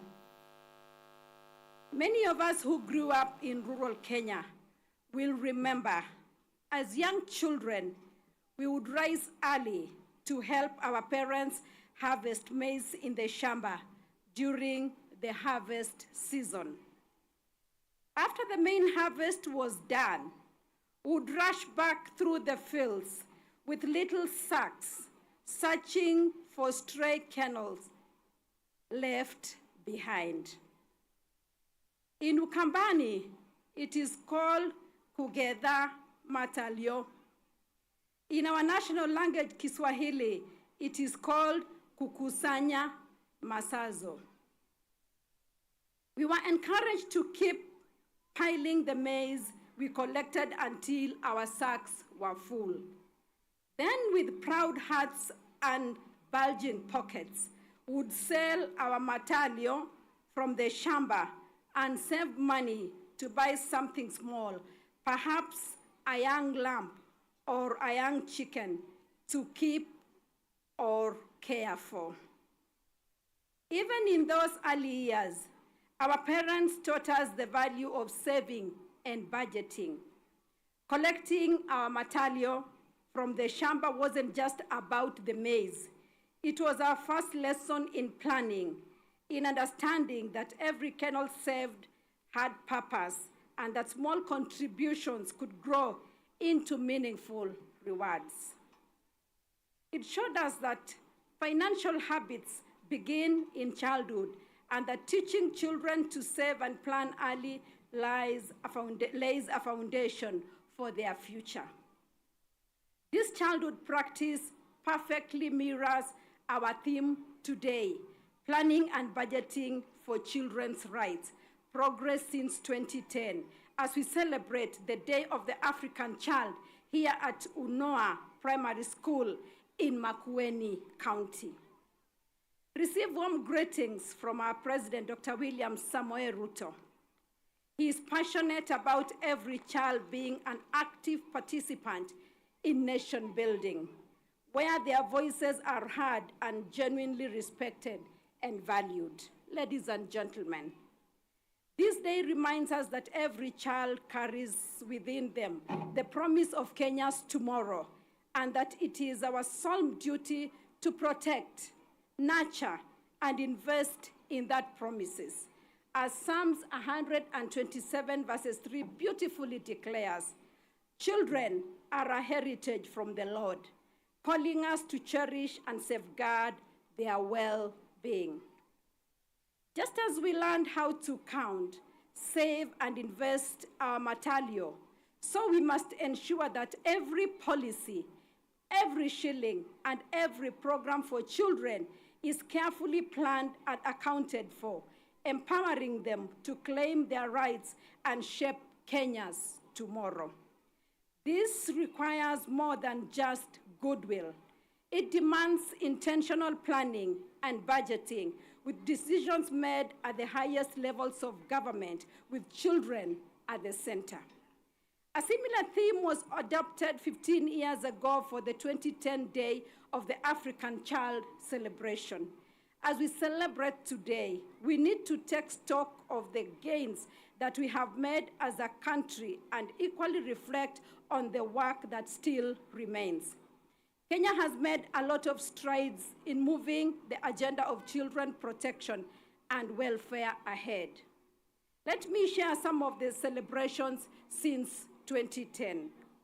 We are grateful to His Excellency President Dr. William Ruto for setting up a fully fledged State Department for Children Welfare Services led by our PS, Karen Agengo, who is here with us today.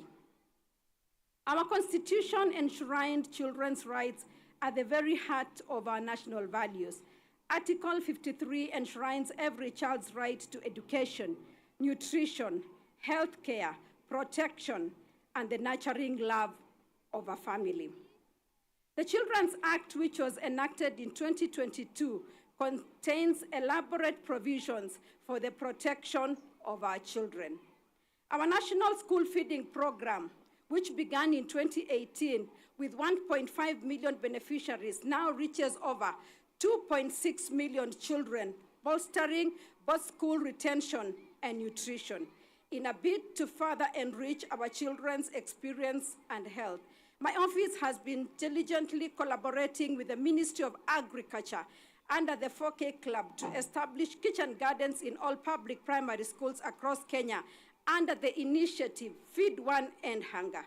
I'm delighted to share that in just the last 3 months alone, we have successfully set up 21 kitchen gardens.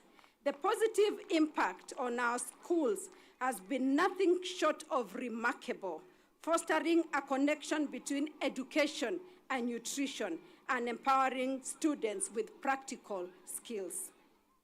Net enrollment in primary schools stands above 92%, and 84% of our young people now make the transition to secondary school, up from 64% in 2010. Early childhood development and education has become a devolved function, and many counties now dedicate more than 5% of their budgets to nurturing our young learners. In the health sector, investments in child and maternal services have led to a dramatic decline in under-5 mortality from 74 deaths in 1,000 live births in 2008 to 41 deaths per 1,000 births in 2022, and immunization coverage has remained above 80%. Through the National Care Reform Strategy, we are shifting from large institutions towards family and community-based care, because every child belongs in a loving home. Ladies and gentlemen, Kenya has made good progress in ensuring that children participate in decision-making processes and that children are listened to and their voices heard. Planning and budgeting for children is not just a technical issue, it's a moral one. Our children constitute 46% of the total population of Kenya. Therefore, there is an urgent need to increase investment towards the activities of children in Kenya. Mr. Joe Biden, the former president of the United States, once said, and I quote, "Don't tell me what you value. Show me your budget, and I will tell you what you value." as we take a moment to reflect on the integral role of our children in shaping a brighter future. I am particularly struck by the profound words of Herbert Hoover, who said, and I quote, "Children are our most valuable resource." This statement not only resonates deeply, but acts as a powerful reminder of the critical need to actively engage children in nation-building processes, especially in aspects such as planning and budgeting. Children have unique perspectives and boundless creativity, which can lead to innovative solutions that have the potential to create a positive impact not only for their own generation, but for society as a whole. My prayer to each one of us here today is that we involve our children in planning and budgeting for their activities as we pave the way for a future that is inclusive, dynamic, and reflective of diverse voices. Child participation is not a choice. It is a fundamental requirement for sustainable development and growth of Kenya. Let us not leave our children behind. Their voice is crucial. As they said this morning, watangara wa. May God bless the children of Kenya, and may God bless our great nation. Mungu awabariki. Asanteni sana. Makofi, makofi kwa mama wa taifa. Kabla sijaketi, ningependa tu kusema jambo moja. I would just like to say something that I would like to do for this particular primary, and maybe I could ask the head teacher to come. As I sat here this morning, I've been asking Anita, the First Lady of Makueni County, whether this is a field where the children play. Mwalimu, is that correct? Watoto, hii ni uwanja ambao mnachezea kila siku? Okay, ningependa kutoa ahadi moja. Kwa majaliwa yake Mwenyezi Mungu, mnajua watoto wakicheza mahali kama hii na pengine hatuna sehemu nyingine ya kucheza, haswa sehemu kama hii ambayo nimeona kuna vumbi mingi sana. Si ni kweli? Na mnajua watoto wakicheza mahali vumbi hiko mara nyingi watapata homa. Ni kweli mwalimu? Mwalimu anasema kwamba ni kweli. So maybe kupitia mpango ya ofisi yangu na mimi binafsi na tukifanya kazi na First Lady wa Makueni County, Anita, there's something I would like us to do for this field. Ningependa tupande nyasi.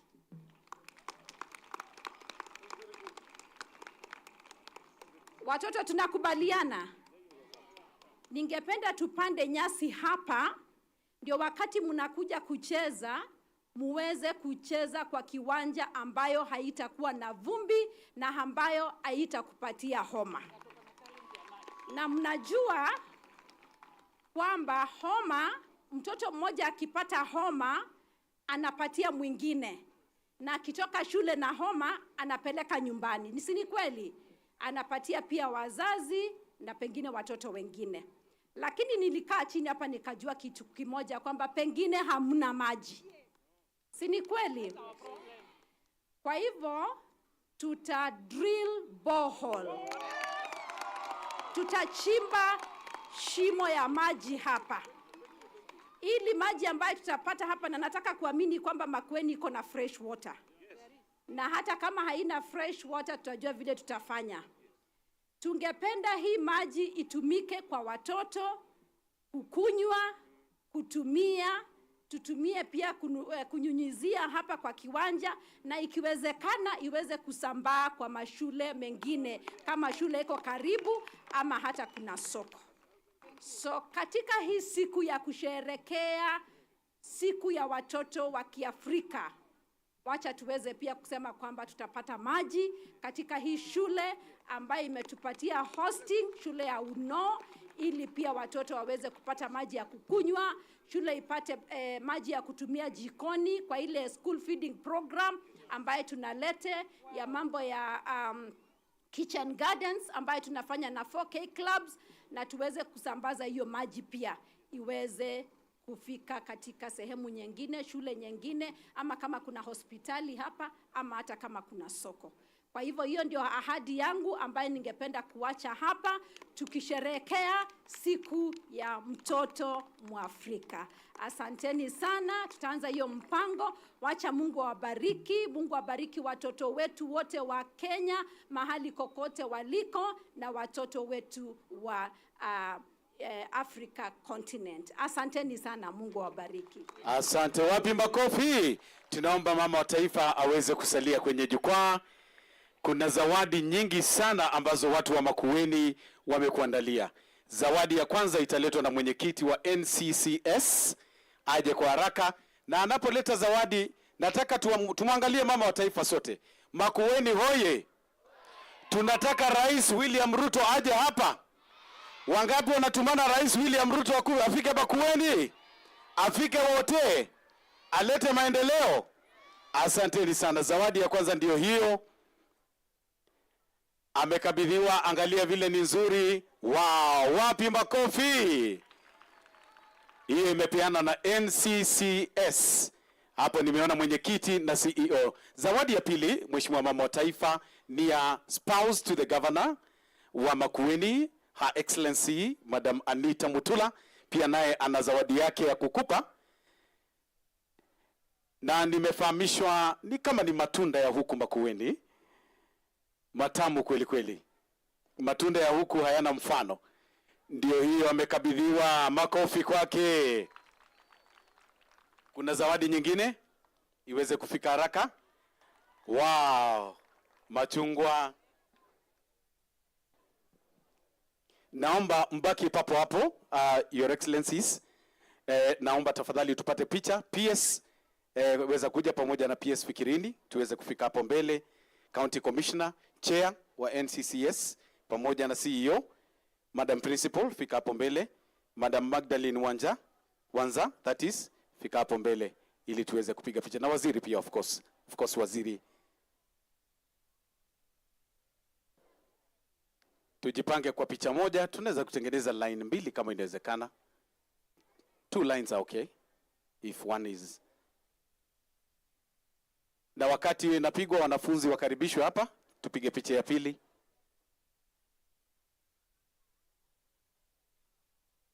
Asante sana, asante. Wanafunzi waweze kuja, mbaki tu hapo hapo. Wanafunzi kujeni.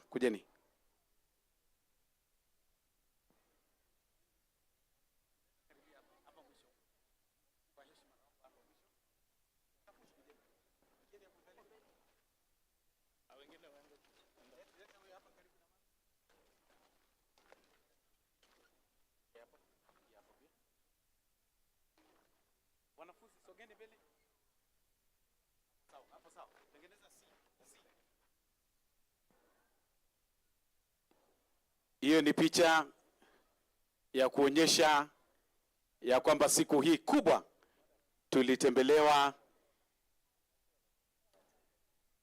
na wageni wetu wa heshima pamoja na watoto hao. Haya, watoto mcheke kidogo.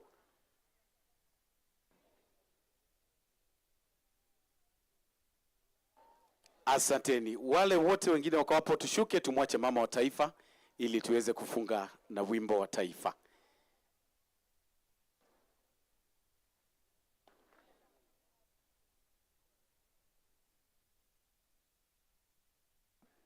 Haya, tusimame sote basi, kila mmoja mahali tulipo, tunga midhiondhe ili tuweze kufunga na wimbo wa taifa.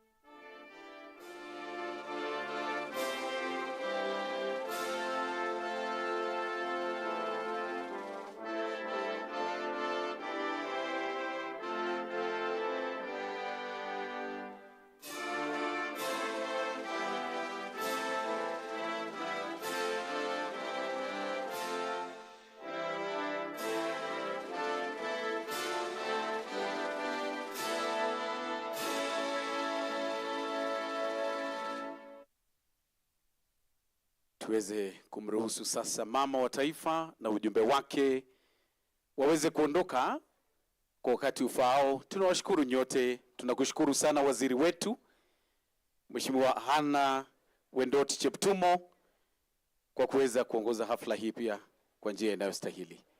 Wale wengine tuketi, tutaondoka muda si mrefu. DJ wetu, tuendelee.